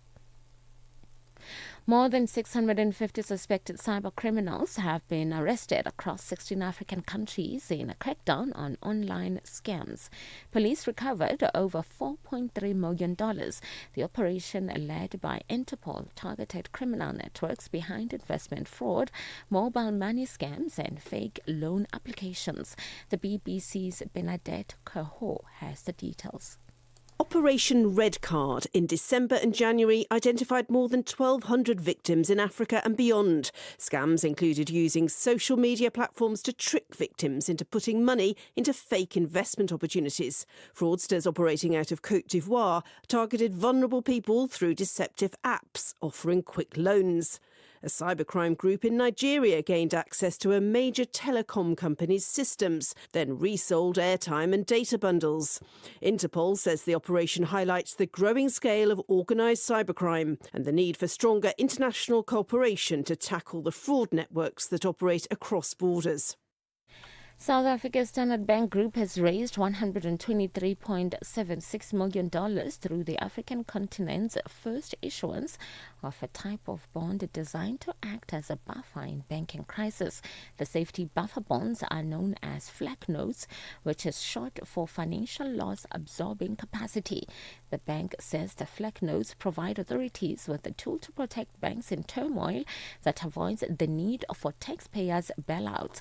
It says the concept mirrors the global trend exemplified by European and US rules that mandate shareholders and investors to take the first hit if a bank stumbles. And finally, gold prices have traded flat in Asian trade today after 2 days of gains, but remained on track for weekly losses as investors navigate heightened US-Iran tensions and weighted key US inflation data. Spot gold was steady at $4,995.85 per ounce, with US gold futures edging 0.4% higher to $5,015. The yellow metal is set to fall nearly 1% this week, despite rising sharply midweek on safe haven demand. Your financial indicators: $1 in Nigeria is trading at 1,341 and Botswana is 13.03. Kenya, the dollar is trading at 128 shilling or 2, and in Zambia it's 18 kwacha 58. The BRICS countries: $1 in Brazil is trading at 5.22. Russia is 76 rubles 50, India it's 90 rupees 69, China it's 6 yuan 90, and in South Africa $1 is trading at 16 rand 02. $1 is trading at 73 pence to the British pound and 84 to the euro. Looking at commodities, gold is trading at $4,995 and platinum at $2,056 per ounce. The price of Brent crude oil is at $71.81 a barrel. Now, for any stories you would like to share with us, please send an email to newsroom@channelafrica.co.za or call us on +27 11 714 4459. For Channel Africa Business, I'm Nosipho Sona. Business News on Channel Africa. The African Perspective. Wake up, Africa. Peter Ndoro and Asanda Beda are here to help you rise and shine. Weekdays, 6 till 9 a.m. Central African Time. Only on Channel Africa. Now, the Minister of Mineral and Petroleum Resources in South Africa, Gwede Mantashe, will visit the Ekapa Minerals Mine in Kimberley in the country's Northern Cape province this morning. Now, 5 mine workers remain trapped at the mine following an underground mudslide that happened on Tuesday. Efforts to rescue the trapped workers continue. Operations at the mine are suspended as rescue teams battle rising water and unstable ground 890 meters below the surface. Warren Engelbrecht gives us an update. The atmosphere at the Akapa mine remains somber as the rescue operations enter a critical stage. Among those standing vigil at the mine gates is former employee Maloko Magashoa, who says he is in solidarity with those who still trapped underground. Here just to support, to give those families that are traumatized about their guys, those who are still underground. So we are just here to show the spirit of solidarity, the spirit of Ubuntu. As you know that an injury to one is an injury to all. So we are just here tell, as we did hear from reliable resource that the water is still pumping out and the water is going higher and higher than yesterday. The technical challenge underground remains immense. Chimologo Mahase, the NUMSA local secretary in Kimberley, has raised concerns over dangerously high water levels that complicate the work of the rescue teams. She further notes that while the search continues at the affected site, work is still being carried on the surface level at the other shafts. For mining, the rescue team, they went to 835 meters and then they are pumping the water there. But however, the Ikapa operational is operating as normal as it is. They've got different shafts. Vessel then is operating, and then joint shaft people are working, but they are not working underground. They are working on the surface. Surface is operating as normal as it is. CTP is operating as normal as it is, including the share service. To bolster rescue efforts, the Minerals Council South Africa has deployed senior management team to the site, providing specialized expertise in health and safety to assist in the complex recovery mission. Warren Engelbrecht in Kimberley. 7:45 Central African time. Let's take a look at this story now. The death toll in a bus crash that occurred on the N1 outside Louis Trichardt in the Limpopo province, that's the northernmost province in South Africa, now stands at 5. Preliminary investigations by the Department of Transport indicate that the bus lost control along a curvy mountain pass. The bus was traveling from Gauteng to Messina when it rolled down an embankment in the early hours of Thursday morning. Passengers who sustained minor to serious injuries were taken to nearby hospitals. Nsuku Shivulana has prepared the following story. The bus overturned before plummeting down the embankment on the N1. The road remained closed most of the day as the bus was being removed from the bottom of the slope. Emergency workers encountered challenges in the initial phase of removing the bus. 5 people died while others were rushed to nearby hospitals. We received the information that a bus has landed in the same ditch with the bus last year that had an accident here in October. So unfortunate enough, the number of passengers were not like the ones that we had last year. But the bus is still in the ditch. The breakdown is still trying to lift it up so that we can confirm whether there are still people or not. But so far, at the scene, 4 lives were lost and the 1 was lost in hospital. Bus removal operations were temporarily halted in the afternoon to allow for traffic to move.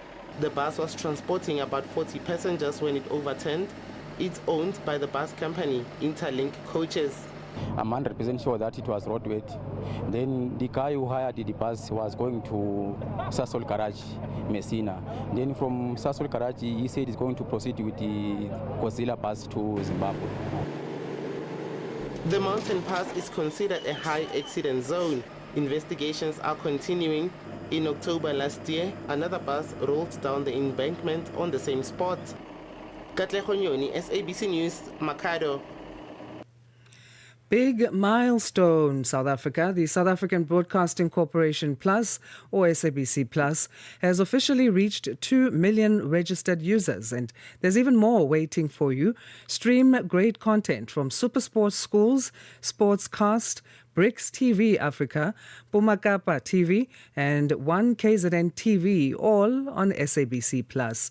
So if you haven't yet, download SABC Plus today and join millions. One platform, more to watch and listen to. SABC Plus download, register and stream now.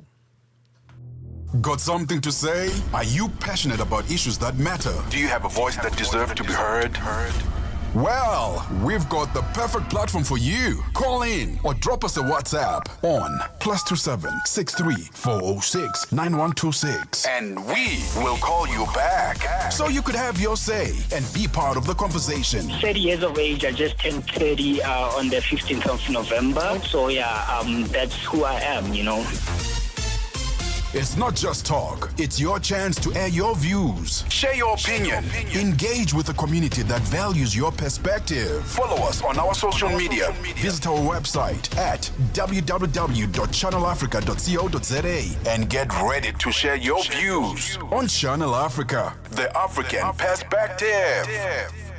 Africa at Play with Neto and ETO Chemane. Lelintle, talk to us about your relationship with your father, Coach Pitso. What is this one thing that he said to you that is still stuck at the top of your head? Coach Pitso and our mom, Mora Tlhagale, have always told us that whatever we do in life, we must do it to the best of our abilities and, represent our family well. But the big thing is do what you love and do it with all the passion that you have. And I think we see it in both their work. I mean, my mom has done a really good job with placing Coach Pitso in different clubs around the world, and she's negotiated contracts, and she's showing that as a woman you can also do work that is seen, and you can also get respect from men in a male-dominated space. And I think my dad has also shown that you must never underestimate the Black African man. Lelintle Mosimane, a South African communications and digital media professional. Lelintle is also a daughter to a great mentor when it comes to the game of football, Coach Jingles Mosimane.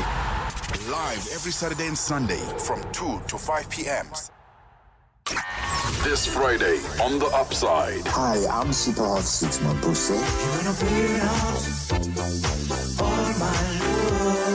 We are bringing heavyweights in the studio. You'll be listening to Channel Africa, and I'll be talking about my gigs, my future, and what I've been doing in the recording studio. So tune in on Channel Africa 1514 to hear all the things that I'm talking about. If you care about the music of Africa, this is the place to be. On The Upside, 1 to 4 p.m. Central African Time.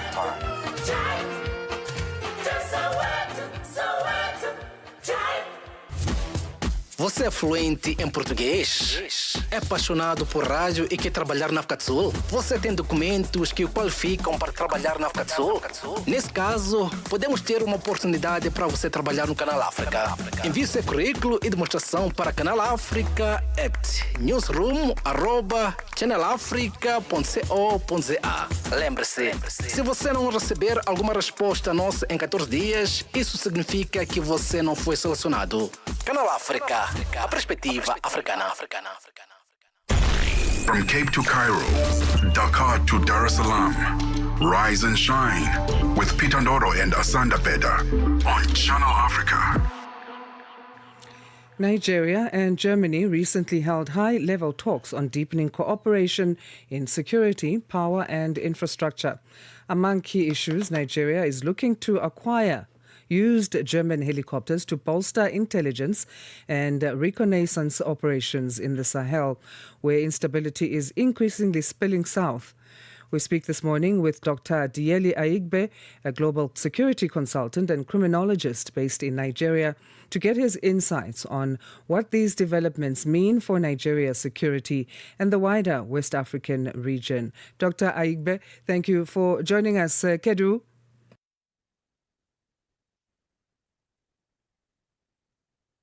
Dr. Aigbe, are you there?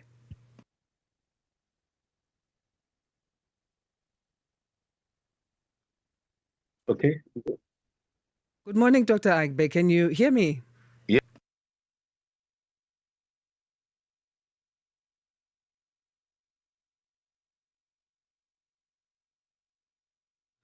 Let's drop the line and try call you back, Dr. Aigbe, because I understand you are on the line, but we're not hearing anything from you.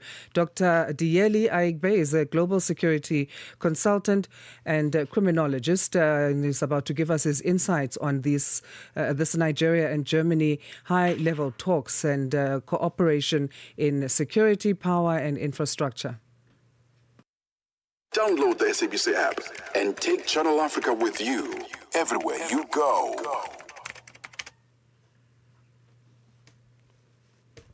Dr. Aigbe, a global security consultant and criminologist based in Nigeria, joins us now to share his insights on what this Nigeria-Germany deepening cooperation and high-level talks means, and not just for Nigeria's security, but for the West African region in general.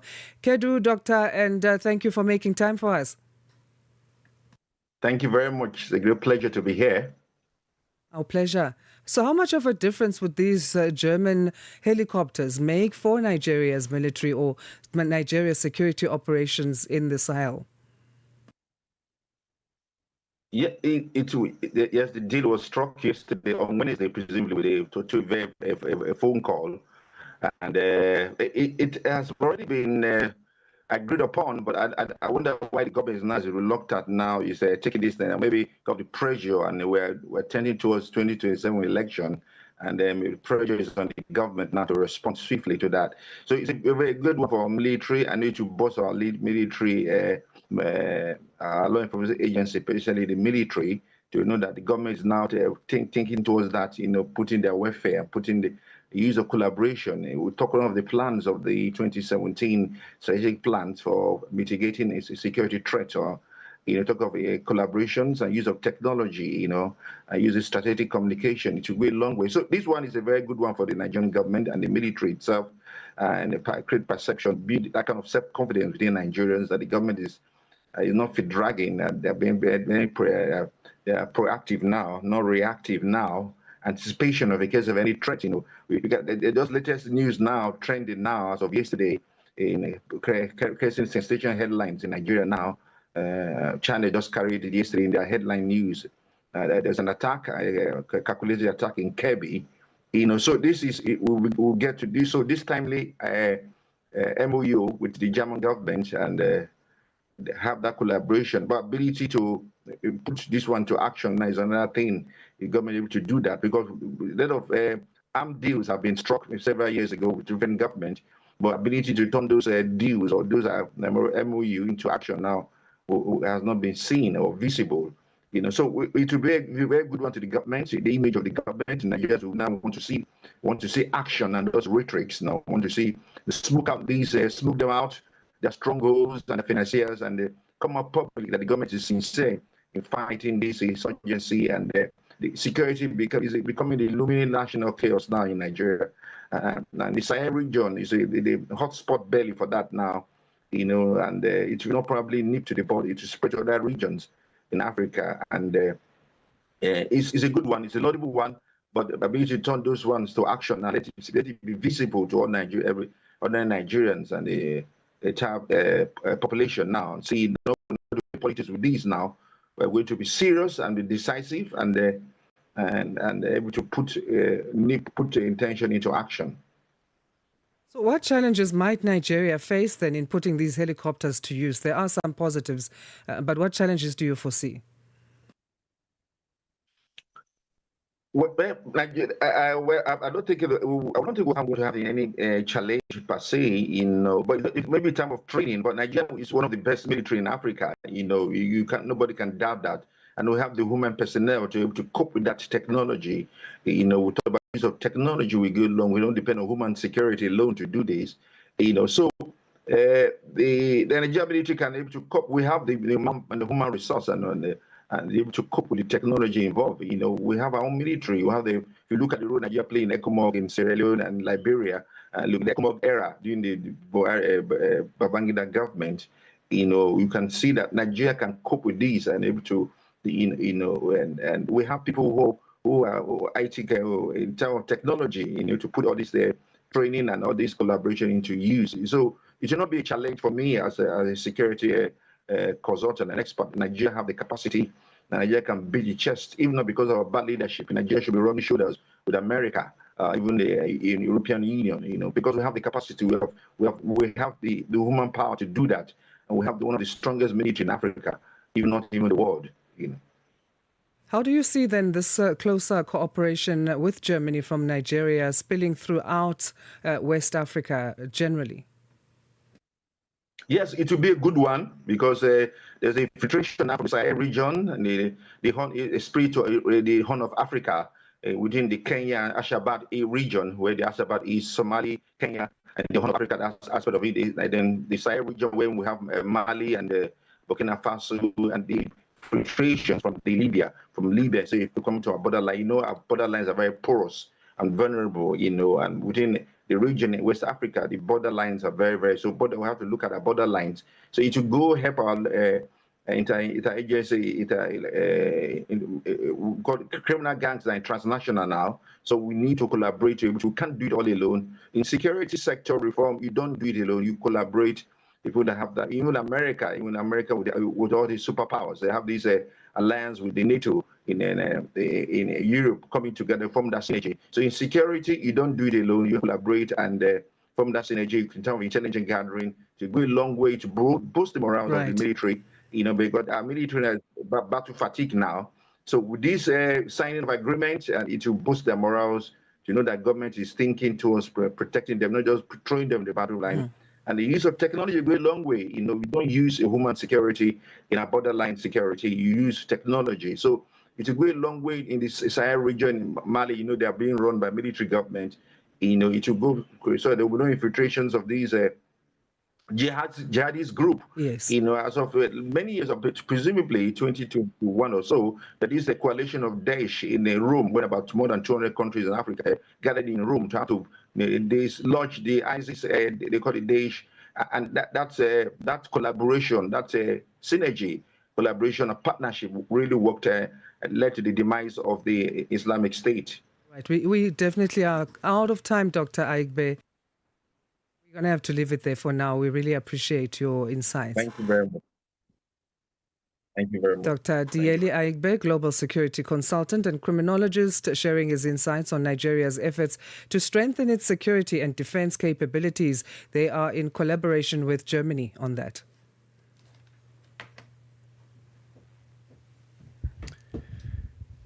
Eight o'clock. It's time for your news headlines. It's time for your news as we get into the second hour, the third and final hour of Rise and Shine this morning, as we say, with Peter Ndoro and Asanda Beda. Here's the news with Matapelo Mahape. SABC News. The African Perspective. Thank you, Peter, and good morning. A Tunisian court has sentenced lawmaker Ahmed Saidani to 8 months in prison for social media posts mocking President Kais Saied, indicating a crackdown on dissent. Once a supporter, Saidani criticized Saied for monopolizing power and was arrested for insulting the president online. His colleague condemned the arrest as unlawful, questioning parliamentary accountability. Since Saied's 2021 power consolidation, many opposition figures have been jailed, prompting human rights groups to label Tunisia as an open-air prison. Meanwhile, Saied has defended his actions as lawful and aims to cleanse the country. And Zimbabwe has begun administering Lunacaparib, a long-acting HIV prevention drug, as part of its strategy to reduce new infections, initially targeting over 46,000 high-risk individuals at 24 sites. The program is funded by the US and the Global Fund. The country's health minister, Douglas Mombeshora, highlighted this initiative as a significant step in the national response to HIV and emphasized the drug's potential to address adherence challenges associated with daily oral PrEP. Zimbabwe has achieved notable progress in HIV treatment, meeting the 95-95-95 target set by UNAIDS, with a significant decline in new infections over the past decade. And on to this now, South Africa's President Cyril Ramaphosa has taken a swipe at the Democratic Alliance Party, cautioning against what he describes as attempts to claim collective government achievements for party political gain. Speaking during his reply to the State of the Nation address debate, Ramaphosa emphasized that ministers serving in the government of national unity must recognize that progress is the result of shared effort, not individual party branding. He argued that many of the gains began highlighted were built on foundations laid before some leaders assumed office, insisting that success within the unity government must be owned collectively rather than politicized. So no minister or deputy minister should be publicly claiming their work in the GNU as an achievement of their party. In many cases, the basis for their achievements were laid before they even came into office. And in many cases, the work that we realize, that will also realize the objectives, will be the work that we do together. And South African police divers have been brought in last night to assist in searching for the gun linked to yesterday's shooting incident which occurred at the residence of the son of the former Zimbabwean President Robert Mugabe in Hyde Park, north of Johannesburg. A gardener was shot and is in critical condition in hospital. The son of the late former president has since been arrested in connection with the shooting, along with another man. The two men have been charged with attempted murder.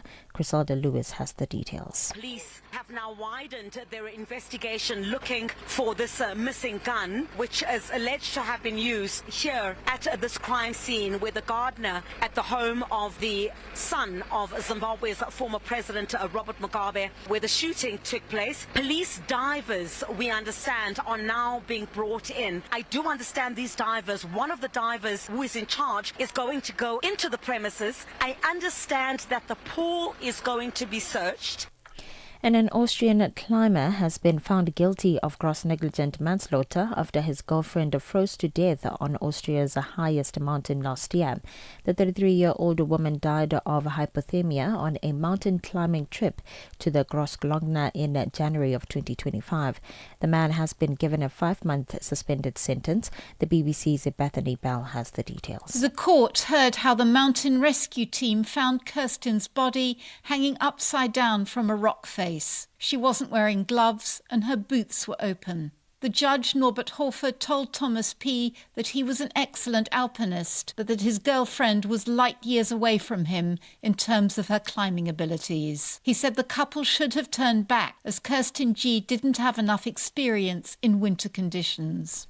For any news stories you'd like to share with us, please send an email to newsroom@channelafrica.co.za or call us on +2711 714 4459. For Channel Africa News, I am Matapela Mahape. SABC News. The African Perspective. In our sports headline, Andy Beckett chases record 16th time Duzi Canoe Marathon Light title in historic edition. Zimbabwe continued to impress in the T20 World Cup run with dramatic win over Sri Lanka. I'll be back with these and other stories at the bottom of the hour. From Africa's broadcast capital to the furthest corners of the globe, this is Rise and Shine, every weekday mornings on Channel Africa. Connect with us on the SABC Plus app via mobile phones, on live streaming on YouTube at Channel Africa 1. That Channel Africa 1 handle is also on our various other social media platforms. Connect with us on our website. It's channelafrica.co.za, and you can also tune in on the DSTV audio bouquet, channel 802. That's Rise and Shine on Channel Africa, where from the African perspective, we bring you news and current affairs. We enter now the third and final hour of the show. If you've just joined us, thank you. A very good morning to you. And we'll be looking at a number of stories in this hour as well. Of course, it's Friday. One of the things we do on Friday Today's on Rise and Shine is we bring you a snippet of what's happened in the world of arts, of entertainment, of cultural things, and all things colourful. And that feature will be coming on later in the show, brought to you by Channel Africa's very own Nhlanhla Mahlangu. So stay tuned for that. But before that, good morning. Good morning. Good I'm morning, Peter colleague. Ndoro. I think I forgot to say my name as well. Asanda Beda here. Yeah, today is World Day of Social Justice, and this was established by the United Nations in 2007, and it promotes the efforts to tackle poverty, exclusion, and unemployment. And this year's theme is empowering inclusion, bridging gaps for social justice, and it highlights the need for inclusive policies and social protections to combat systemic inequality. And with that in mind, a special lecture is taking place at Stellenbosch University in the Western Cape in South Africa today. And I'll be talking to the Right Honourable Baroness Amos about that lecture a little bit later on. Start your day right with Channel Africa Breakfast. That smells delicious. Live, 5 days a week. Africa, voici Abedi.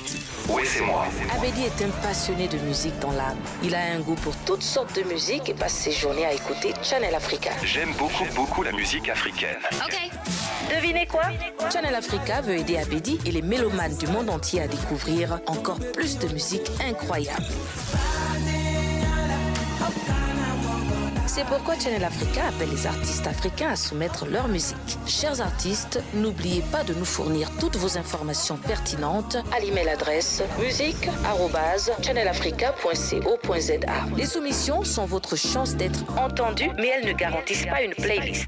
Toutes les soumissions seront soigneusement examinées pour voir si elles répondent aux exigences de notre station. Channel Africa, la perspective africaine. From Cape to Cairo, Dakar to Dar es Salaam, Rise and Shine with Peter Ndoro and Asanda Beda on Channel Africa. Now, today on World Day of Social Justice, a critical question confronts societies across Africa and beyond. Why, despite decades of democracy and development promises, do inequality and exclusion remain so deeply entrenched? Later today, the Centre for Social Justice at Stellenbosch University will host its 7th annual Social Justice Lecture, bringing together global and African leadership to reflect on how to build societies where rights, dignity and opportunity are truly shared. Delivering this year's address is the Right Honourable Baroness Valerie Amos, former United Nations humanitarian chief and one of the world's most respected voices on equity, conflict and global leadership. Baroness Amos joins us now. Thank you so much indeed for joining us, and welcome, Baroness. Good morning, and thank you. Baroness, on World Day of Social Justice, many across Africa would argue that language of justice is well established, but delivery remains what is elusive. And in practical terms, what does social justice actually require from governments today, in your view? So I absolutely agree that delivering on social justice has been a real challenge globally. And we are at a time now where we are seeing widening inequality across so many countries in the world. And I think what we need to see from governments is a renewed commitment to a rights-based approach to policy and a renewed commitment to tackling poverty in their countries. For too long, there has been an assumption that as countries become richer, that they will pull those who are poorer out of poverty. In statistical terms, that seems right, a kind of trickle-down approach. But in real terms, in terms of the difference it makes to people's day-to-day lives, that is not happening. Look at a country like South Africa, which is becoming richer, but where inequalities are widening. So you really need concerted effort, policies that governments are promoting to tackle that inequality. So you've worked at the highest levels at the United Nations and in some of the world's most fragile contexts. Where do you believe that governments most often fail? Is it political will? Is it institutional weakness, corruption, or a deeper disconnect maybe just with the citizens? It's a combination of factors. And one of the things that I want to talk about tonight is not just about national governments. There is a global context here. We have an international framework of rights and laws which are not being applied in the way that they should. The accountability mechanisms that exist are not being adhered to. So that what is happening globally is also having an impact on countries nationally. And you can have deep divisions and differences in countries where you can see some progress in one area and countries going backwards in another area. So this is not consistent at all. And I've been very proud to see that the role that South Africa, for example, is playing globally in holding other countries to account. Think about what South Africa is doing in relation to the Gaza conflict, for example, and its challenge to Israel. That is so important for the world and for the people of the world. And yet you will have South Africans who will point to what is happening to them nationally and will be seeking government policies that will help them in relation to areas like housing, healthcare, employment. So it's a very challenging and complex picture. I think you've partly answered my next question, which is what you're going to be talking about tonight. But maybe you can share with us some of the other themes that you want to explore in your lecture today. I also want to explore what is happening in conflict zones across the world and the importance of countries really seeking peace and prosperity in those countries. When I was at the United Nations, I was responsible for humanitarian affairs. I saw firsthand the impact of conflict. Day after day, I heard people asking the question, why has the world forgotten us? Let's not forget, there are some significant conflicts on this continent. I think Sudan, for example, would seem to be forgotten in so many parts of the world. So I'm talking about conflict, I'm talking about poverty, and I'm talking about rights. So Africa is the youngest continent in the world, and I guess we have to make sure that social justice frameworks are not designed for young people, but genuinely shaped by them. How can we do this? Well, South Africa has a great example of this. If you think about all of those years ago when the South African Constitution was created, it was a process of bringing people together. And I think making sure that we listen to the voices of young people. And South Africa is both an important player on the global stage. It's also an important player on the African stage, as well as being important to the people who live and work here, its citizens. So including young people in those conversations about the future shape of the country, about the priorities, is important. Obviously, you have a parliament, but making sure that young people's voices are heard through youth fora, for example, talking about critical issues that affect them will be important. You've spoken about the dangers of deepening political and social polarization globally. How can leaders engage opponents constructively without appearing to dilute their principles, especially in societies that are already fractured along race, class, or even ethnic lines? Well, I'm from the United Kingdom, and we're seeing in the United Kingdom, in Europe, but also if you look over to the United States, a real fragmentation and polarization happening. Deepening divisions between people, which are exacerbated by what they are reading on social media. And engagement here is important. I mean, what I see are leaders who are coming out with very easy, snappy one-liners, which appear to speak to people's concerns, but do not.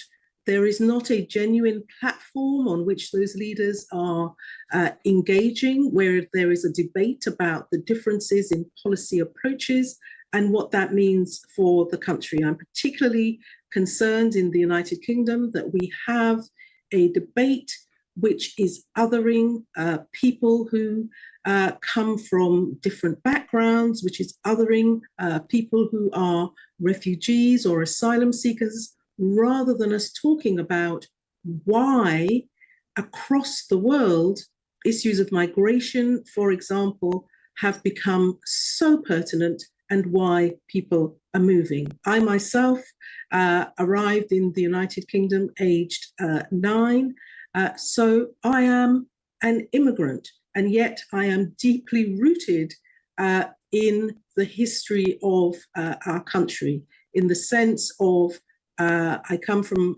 Guyana, a country which was colonized, and prior to that, of course, my ancestors would have been taken from the African continent to South America as a result of the slave trade. So we have deep interconnections here in terms of history, in terms of colonialism, in terms of imperialism, as countries that are coming out and have come out of that history. We need to talk about it. Our young people need to appreciate and understand that history, to understand the present, and to help them to shape the future.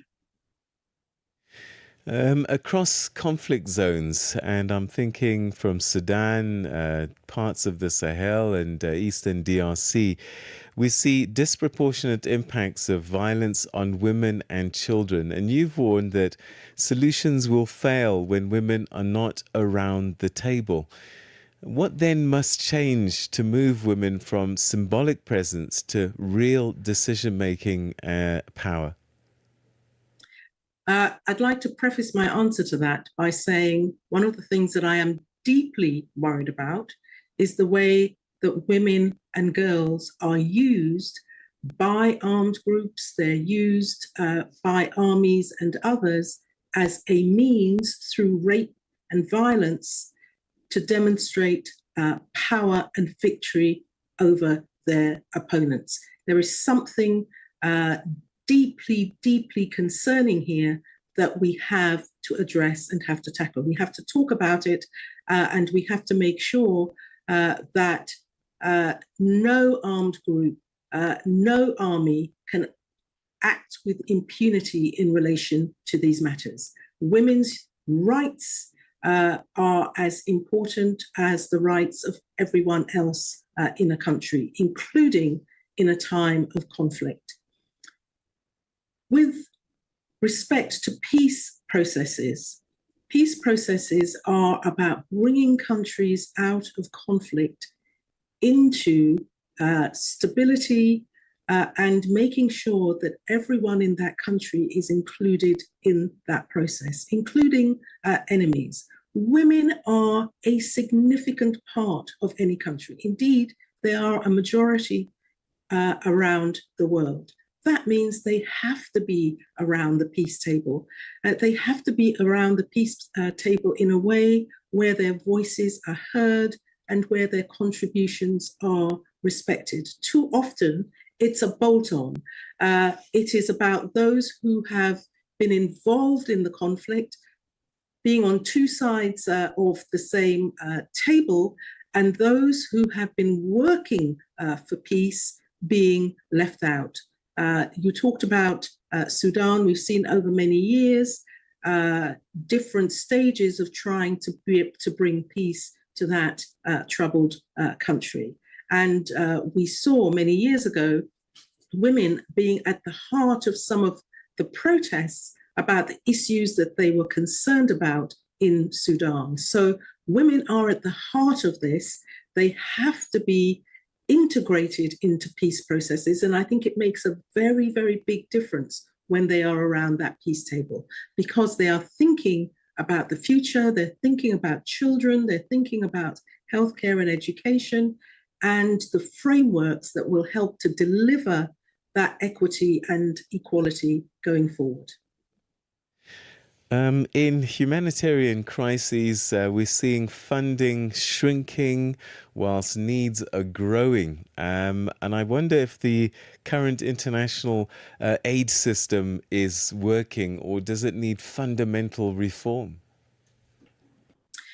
Well, given what is happening around the world, and we have seen many countries in the West, for example, cut back on their aid, including in Europe, the United States, so there is simply less money around. But the other thing that I think is important to remember, that particularly where you're talking about national disasters rather than conflict areas, it is the people in those countries who are at the sharp end of the natural disasters who are the first responders. They are the ones who are there helping their neighbors, trying to rebuild their communities even before international responders arrive. So how we support people at the sharp end, how governments look at issues around preparedness, for example, are absolutely crucial. In terms of conflict, the issues are a little different. In terms of issues around, for example, famine, again, it's a little different because you're looking to the international community to help to support national governments either to bring a conflict to an end or to bring a famine to an end. And we need the international support. We need that money. And in the current context, we do need to look at how we can reform the international system and the funding of that system to enable humanitarian support to continue to those who need it. We're seeing crises across the world. They are proliferating in some parts of the world, and we need to support governments and the people on the ground to help to come out of those humanitarian crises. So yes, reform is important. Social justice is often framed in moral terms, but is there also a hard economic argument that societies ignoring inequality ultimately undermine their own stability and growth? So if you think about that combination of rights and justice, very often people think about it as human rights are about the individual, social justice is about the collective. And yes, economic realities are an important part of that. By bringing people into the economy in a way that helps them to contribute to the economies in their communities and in their countries, you're helping to grow the prosperity of those countries, which means that you then have resources which can be put into areas like housing, education, and healthcare. So it is in many ways, you can describe it as a virtual circle. And yes, economic prosperity is an important element of that. If you're speaking to the African Union, authorities, bodies like that, what would your message be to them today? So I think there would be three messages I would put to the African Union. One, and we touched on this earlier, which is this is a continent with a huge number of young people. This is the continent's and the world's futures. So how we support countries to support those young people is absolutely critical. Secondly, how can we across the continent work together to end the conflicts that we are seeing across the continent. And indeed, the areas where you're seeing a proliferation of non-armed, armed state actors. The Sahel is one example that you mentioned. How can we bring security and stability to those parts of the continent? And the third thing I would say is remember the young people. They are our future. Baroness Amos, thank you so much indeed for your time and sharing these very important messages with us on such an important day, the World Day of Social Justice. Thank you so much indeed for your time, and good luck with your lecture later on today. Thank you. Thank you very much. That was the Right Honourable Baroness Amos, Valerie Amos, one of the United Kingdom's most distinguished public servants and global humanitarian leaders, who'll be delivering a social day, Day of Social Justice message later on today at in the Western Cape at Stellenbosch University. And she was sharing some very important messages about today and what it might mean and what we need to be doing actually across the continent, given also that we are the youngest continent on the planet, that a lot of this needs to be for young people. And some of the issues that need to be addressed are inequality finding ways to deliver. Okay, so that is Baroness Amos talking to us about Social Justice Day, and she'll be delivering the 7th annual Social Justice Lecture today with the spotlight on social justice, as I said.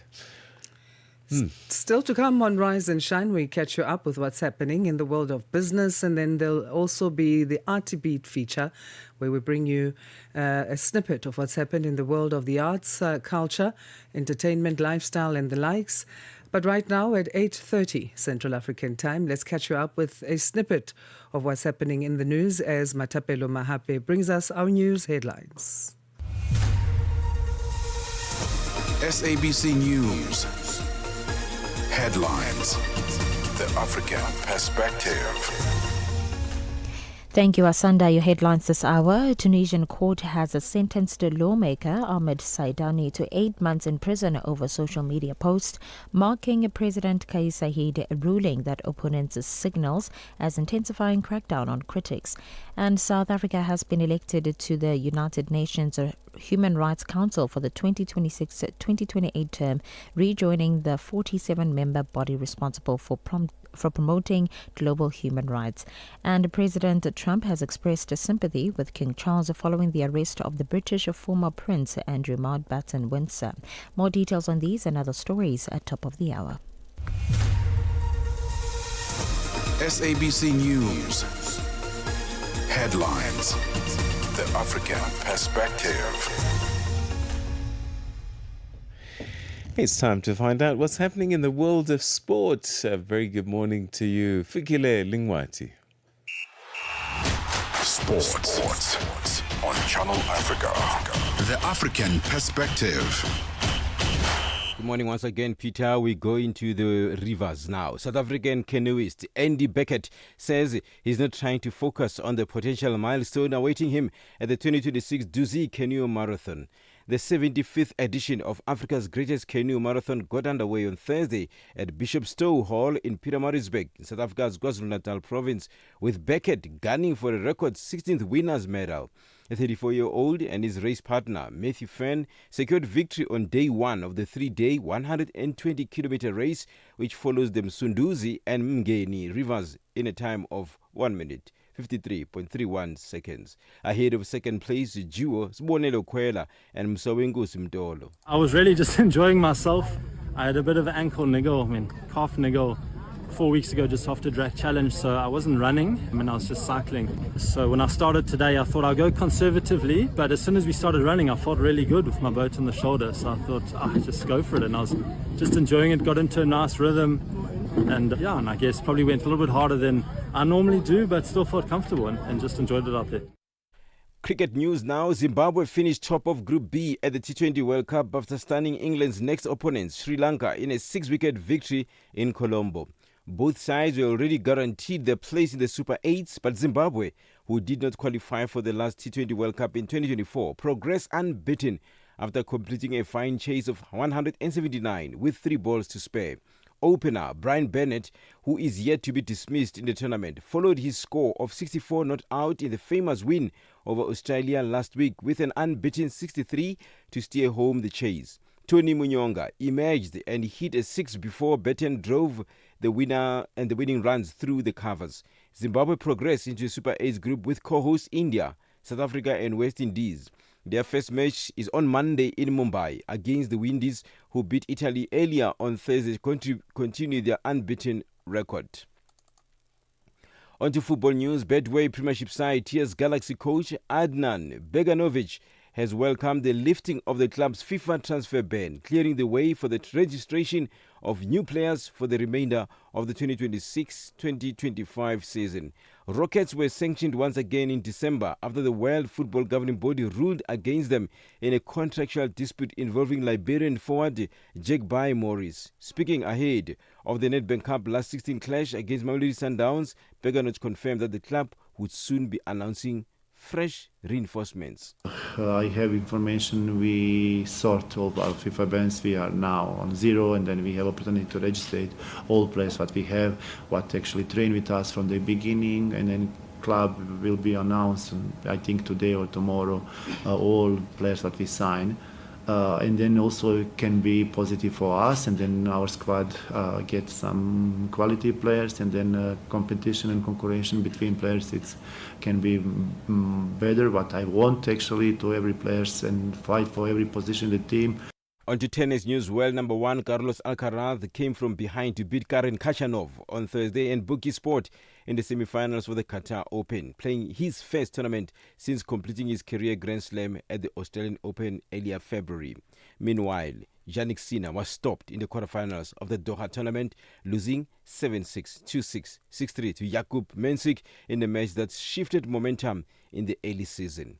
For any sports stories you'd like to share with us, please send an email to newsroom@channelafrica.co.za or call us on +2711 714 4459.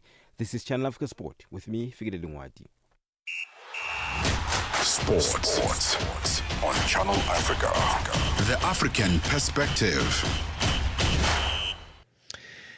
Today, 2011, the 20th of February, something called the February 20 movement began, and it was inspired by revolutions in Tunisia and Egypt, where thousands of Moroccans took to the streets across dozens of cities to demand democratic reforms, a new constitution, and an end to corruption. And this led to the formation of the February 20 movement in response to King Mohammed VI eventually proposed constitutional reforms that limited some of his powers and strengthened the role of the Prime Minister as well as the Parliament. So, the February 20 movement in Morocco on this day in 2011.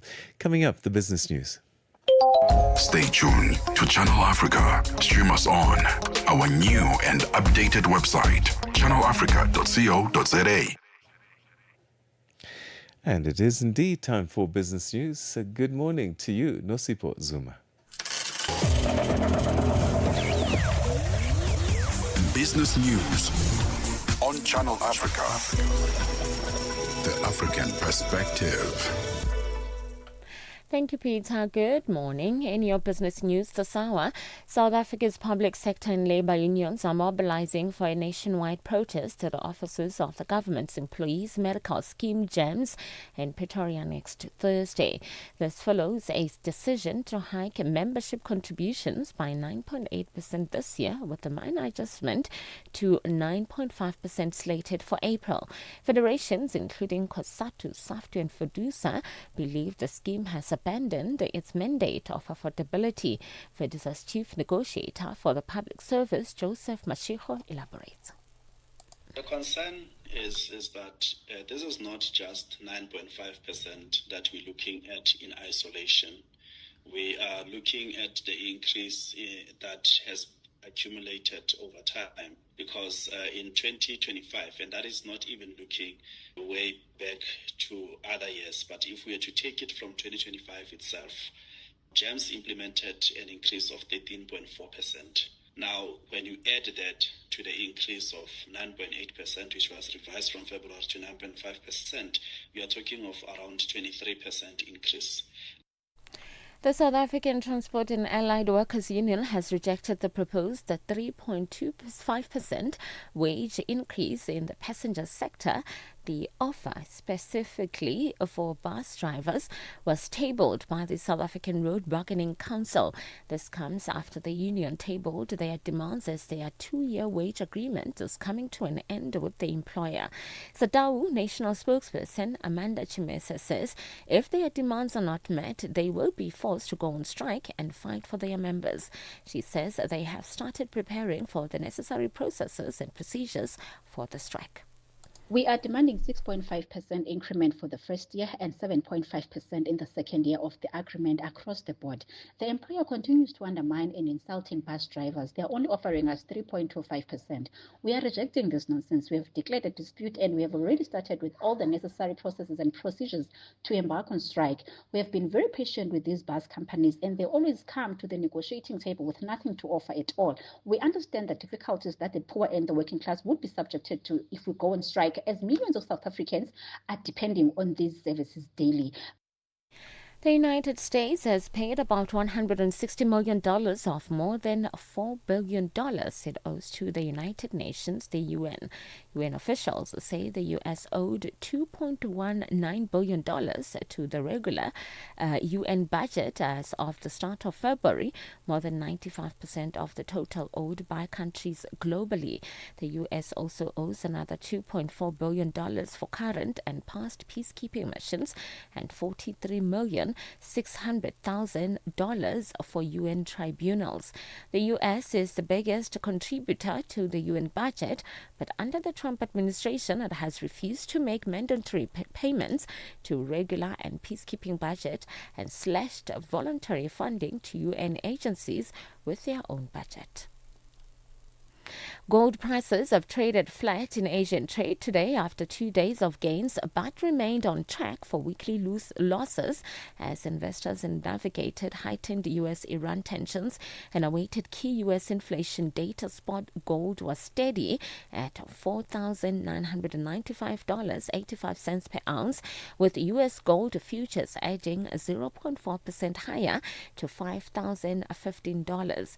The yellow metal is set to fall nearly 1% this week, despite rising sharply midweek on safe haven demand.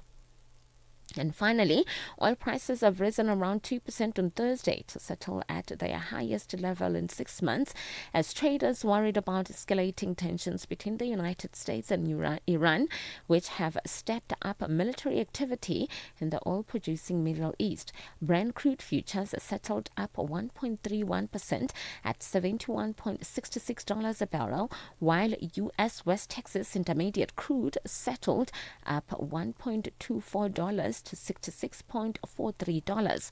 After advancing more than 4% on Wednesday, Brent closed at its highest since the 31st of July, while WTI closed at its highest since the 1st of August.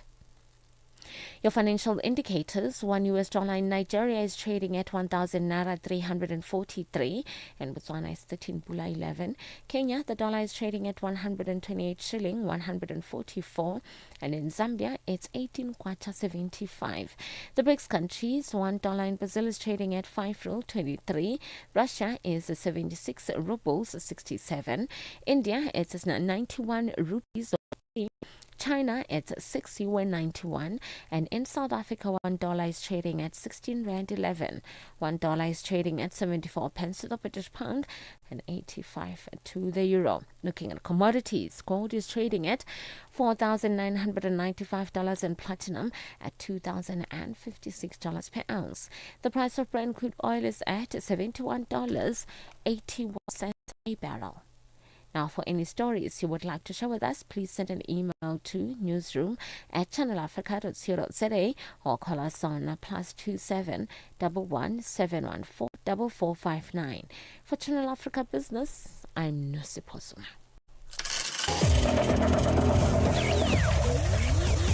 Business News on Channel Africa. The African Perspective. Wake up, Africa. Peter Ndoro and Asanda Beda are here to help you rise and shine. Weekdays, 6 till 9 a.m. Central African Time. Only on Channel Africa. Time now for one of my favourite features of the week, and that's when we take a look at the very best of arts and culture. And nobody does it better than Nhlanhla Mahlangu with Arty Beats.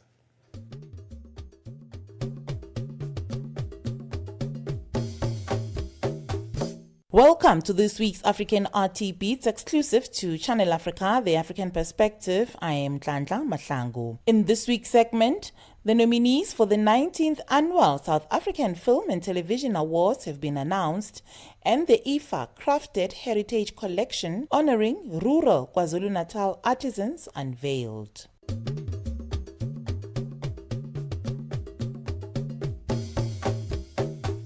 The nominees for the 19th Annual South African Film and Television Awards have been announced. The awards are a great showcase of South African talent.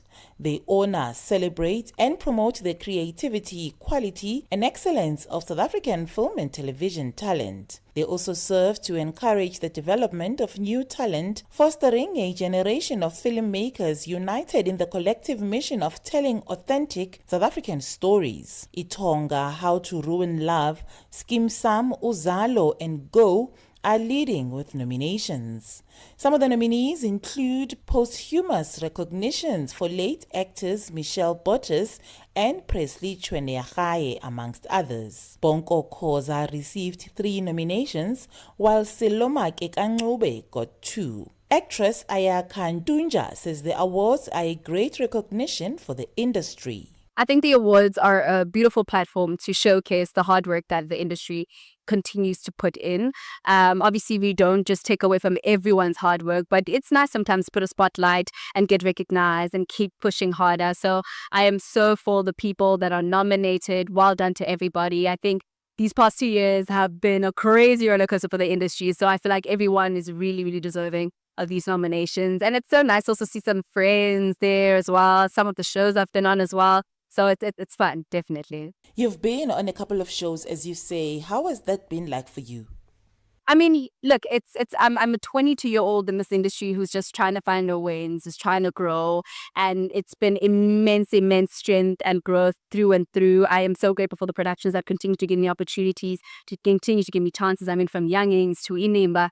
It's been a roller coaster of emotions, but it's working in my favor, and I'm so grateful for that. You're currently on a big production that is currently on our screens. Just how do you feel about that? I mean, listen, we are for the people are for us. I mean, that show is drenching every single day. It's so fun as well to read the tweets and see how people are interacting, man. I think it's really a show for the people. There's not much that goes on to that show, but pure storytelling, family, drama, and it continues to grow into that. And for somebody who aspires to get into the industry, what advice would you give to them? I honestly say this all the time, that preparation means opportunity. Keep pushing, keep working it. Grit as well is very important.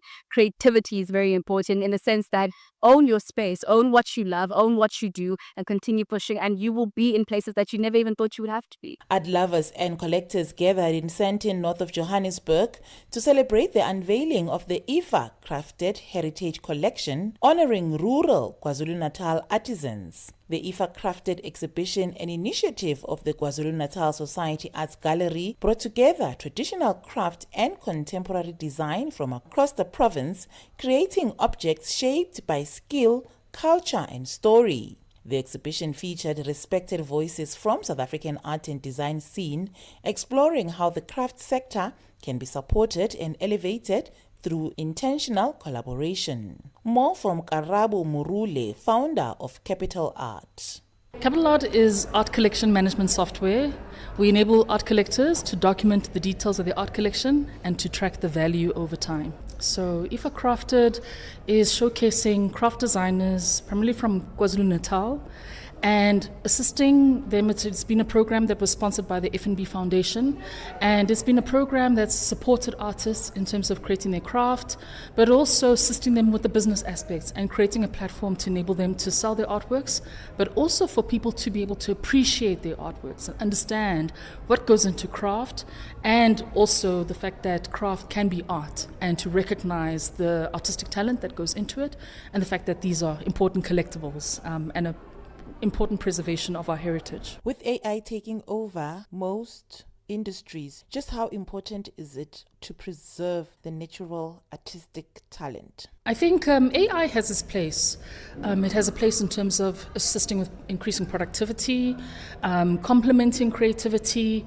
But what I've seen from the works that have been created in this type of exhibition, I think it would be quite difficult to find ways of integrating AI. It just highlights how important it is for us to make sure we keep on investing in craft, investing in the fact that it can be a massive enabler in terms of jobs, us taking it more seriously and just appreciating that the art ecosystem is actually a massive generator of gross domestic product and economic value added, will ensure that we actually help with sustaining jobs in South Africa, number one, but also can market the amazing artworks that we are created, the craft that's created, and the appreciation for that craft globally. And that's what we actually need to make sure that we're really trying to embrace and empower crafters in terms of them being able to have their place in the world, and in particular those who are targeting fine art to do so as well.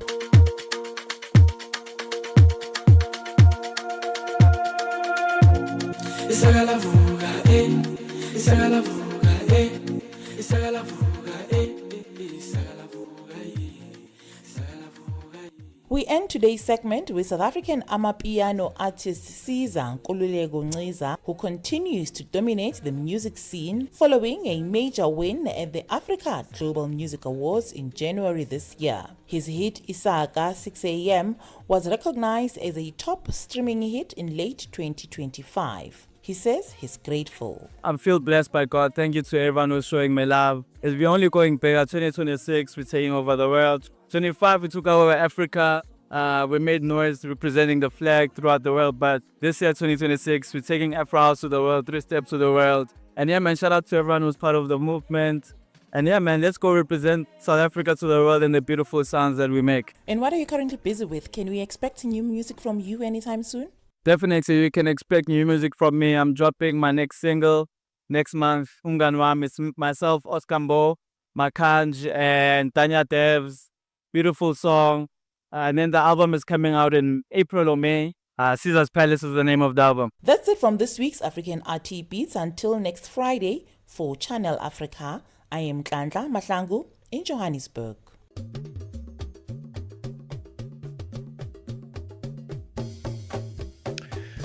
Okay, so that was RT Beat, and what we want to find out now is On the Move. Coming up in about 10 minutes' time. What can we look forward to on a Friday edition? I know it's always fun. Yeah, it is always fun. Do you remember, Peter, when I introduced you to a song from the Muffins about going back home to Zimbabwe? Yes. Well, the Muffins as a band are celebrating 14 years since their debut album. Wow. And we're going to be speaking about that. They're curating a beautiful event that's coming up next week, and we'll be chatting a little bit about the Muffins celebrating that milestone. And then in the final hour of the show, we're going to be speaking to an R&B and soul artist from Eswatini that's called Mzwa, and they're going to be joining us in the final hour. My goodness. And you know, you find these gems in some of the smallest countries in the middle of nowhere, and this talent just can't be shut down or there's always a way to discover it. Of course, of course. And you know, music stays forever, so it's a beautiful thing. And R&B, I mean, you know, these days it's amapiano, it's this and the other. You don't often hear about new R&B artists coming into the system. And I love that. We need some diversity. We can't always be listening to the same thing, right? Me, I'm R&B to the death. I'm old school. The safety and well-being of learners is a shared social responsibility. Parents and guardians play a critical role in ensuring safe, reliable, and lawful scholar transport. Parents are therefore urged to take responsibility for the following. Before entering into any scholar transport arrangement, parents must satisfy themselves that the operator uses vehicles with valid roadworthy certificates and operating licenses, and that the driver holds a valid professional driving permit, PDP. By working together, parents, operators, and authorities can protect learners and build a culture of safety on our roads. Issued by the National Department of Transport. 60 years of Channel Africa. Your trusted voice. Your African perspective. Into the future.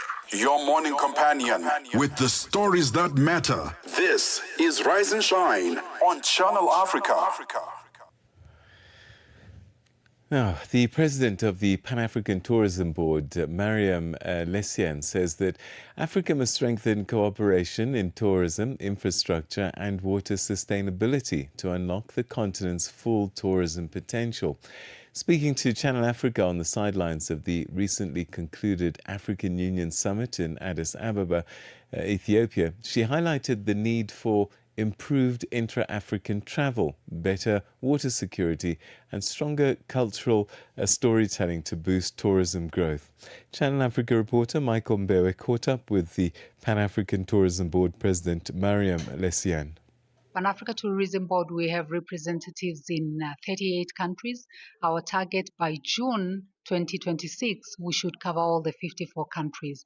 We're working closely with the African Union. We've got mandate to implement what is in African Union blueprint in the tourism, hospitality and heritage sector. So it is a board which is there to complement what the tourism bodies are doing in the government sector, not to compete. And we are going to add value. And what we believe is Africa, we're blessed. We have a lot of tourism attractions, but I can say without a shadow of doubt, we're practicing only two, which is the beach tourism and the ecotourism, which is the national park. But we have a lot to give in Africa. We have our beautiful culture, which we have to tell the world how beautiful and how heavy and how important our culture is. And we have to tell our own stories. That's why Pan-Africa Tourism Board is there, to empower the African countries or to support them so that we can tell our own stories rather than people interpreting our own stories in a different way, in a different narration. So that's the reason why we are there. We are meeting here at AU Summit 2026 under the theme Water, Sustainability and so on, which is also in line with tourism. How important is this theme that has been adopted by the heads of state? Actually, as we know, we all know, like without water, there's no survival. Without water, there won't be tourism. So it's a very important element. Water should be there. And I know that other African countries, or majority of the African countries, especially the rural area, we're really struggling when it comes to water. So I think this drive will really help not only the tourism, but the Africans, the ordinary African, to at least get power of having the necessity of water, because it's necessity. I think it's a very good drive. And I think the leaders of Africa, they've really thought that in a very depth way. And we are congratulating them for that, because without water, no life, no tourism. Many countries are facing challenges in terms of infrastructure. For one thing, ourselves in South Africa as well, we've been having shortages of water severely last 2-3 weeks due to sometimes negligence, infrastructure not being well looked after, like maintenance and so on. In your view, what message are you bringing to the leaders to focus on this very pertinent and topical issue? First, I want to say to the leaders, we value, as the board, as Pan-Africa Tourism Board, we value what they're doing, their contribution in the nations. We really appreciate that. But there are some things which are necessity, which are very important. And most of the countries in Africa, they have more than 30, 50 years of independence. Those are the things which we should not lack as citizens, as Africans, because it's very important. It's really pity to see an African carrying bucket of water, walking 20 kilometers to fetch water. Honestly, it's painful. So we really request our leaders to really push in those necessity things, talking of water, electricity, good education for the students, so that at least we can be proud of our leaders and proud of our continent. And I believe we can do it because a lot of countries, there are other African countries which are ahead of others. They don't go fetch water. They have clean water. They even drink waters from the tap. I really want to see one day the Africa which will be an Africa which are developed in the sectors of necessity sectors, talking of water and electricity and education and health. It's very important. So our leaders, please, we urge that you really help us, your normal citizens, in that angle. You being the leader of Pan-African Tourism Board, what are some of the barriers to tourism that you have identified that are really pushing us back, more especially domestic tourism where Africans can visit each other rather than, rooting for overseas? I think I've come to realize, and that's why the board is there to assist in that angle. I've come to realize that a lot of Africans, we don't know about other African countries. So now the work for Pan-Africa Tourism Board is to connect the inter-Africa tourism so that a Ghanaian or a Tanzanian can go to South Africa for tourism, to see the Kruger National Parks and other tourism attractions. There are some challenges into that. The problem is the interconnection. Going from one African country to another, it's a disaster. You can pay double if you want to go to Paris. It's easier and cheaper than going to another African countries. So we have to open our skies. We have very powerful African countries with good airlines, very professional airlines, very reliable. So we should work together so that we can start with our own continent, make sure that it's easy to travel. But another thing which I really want the leaders to look into, which is really bringing us back, is within ourselves, within the African countries, getting a visa to go to another African country, it's a disaster. And I honestly, most of the time I ask myself, why is this happening?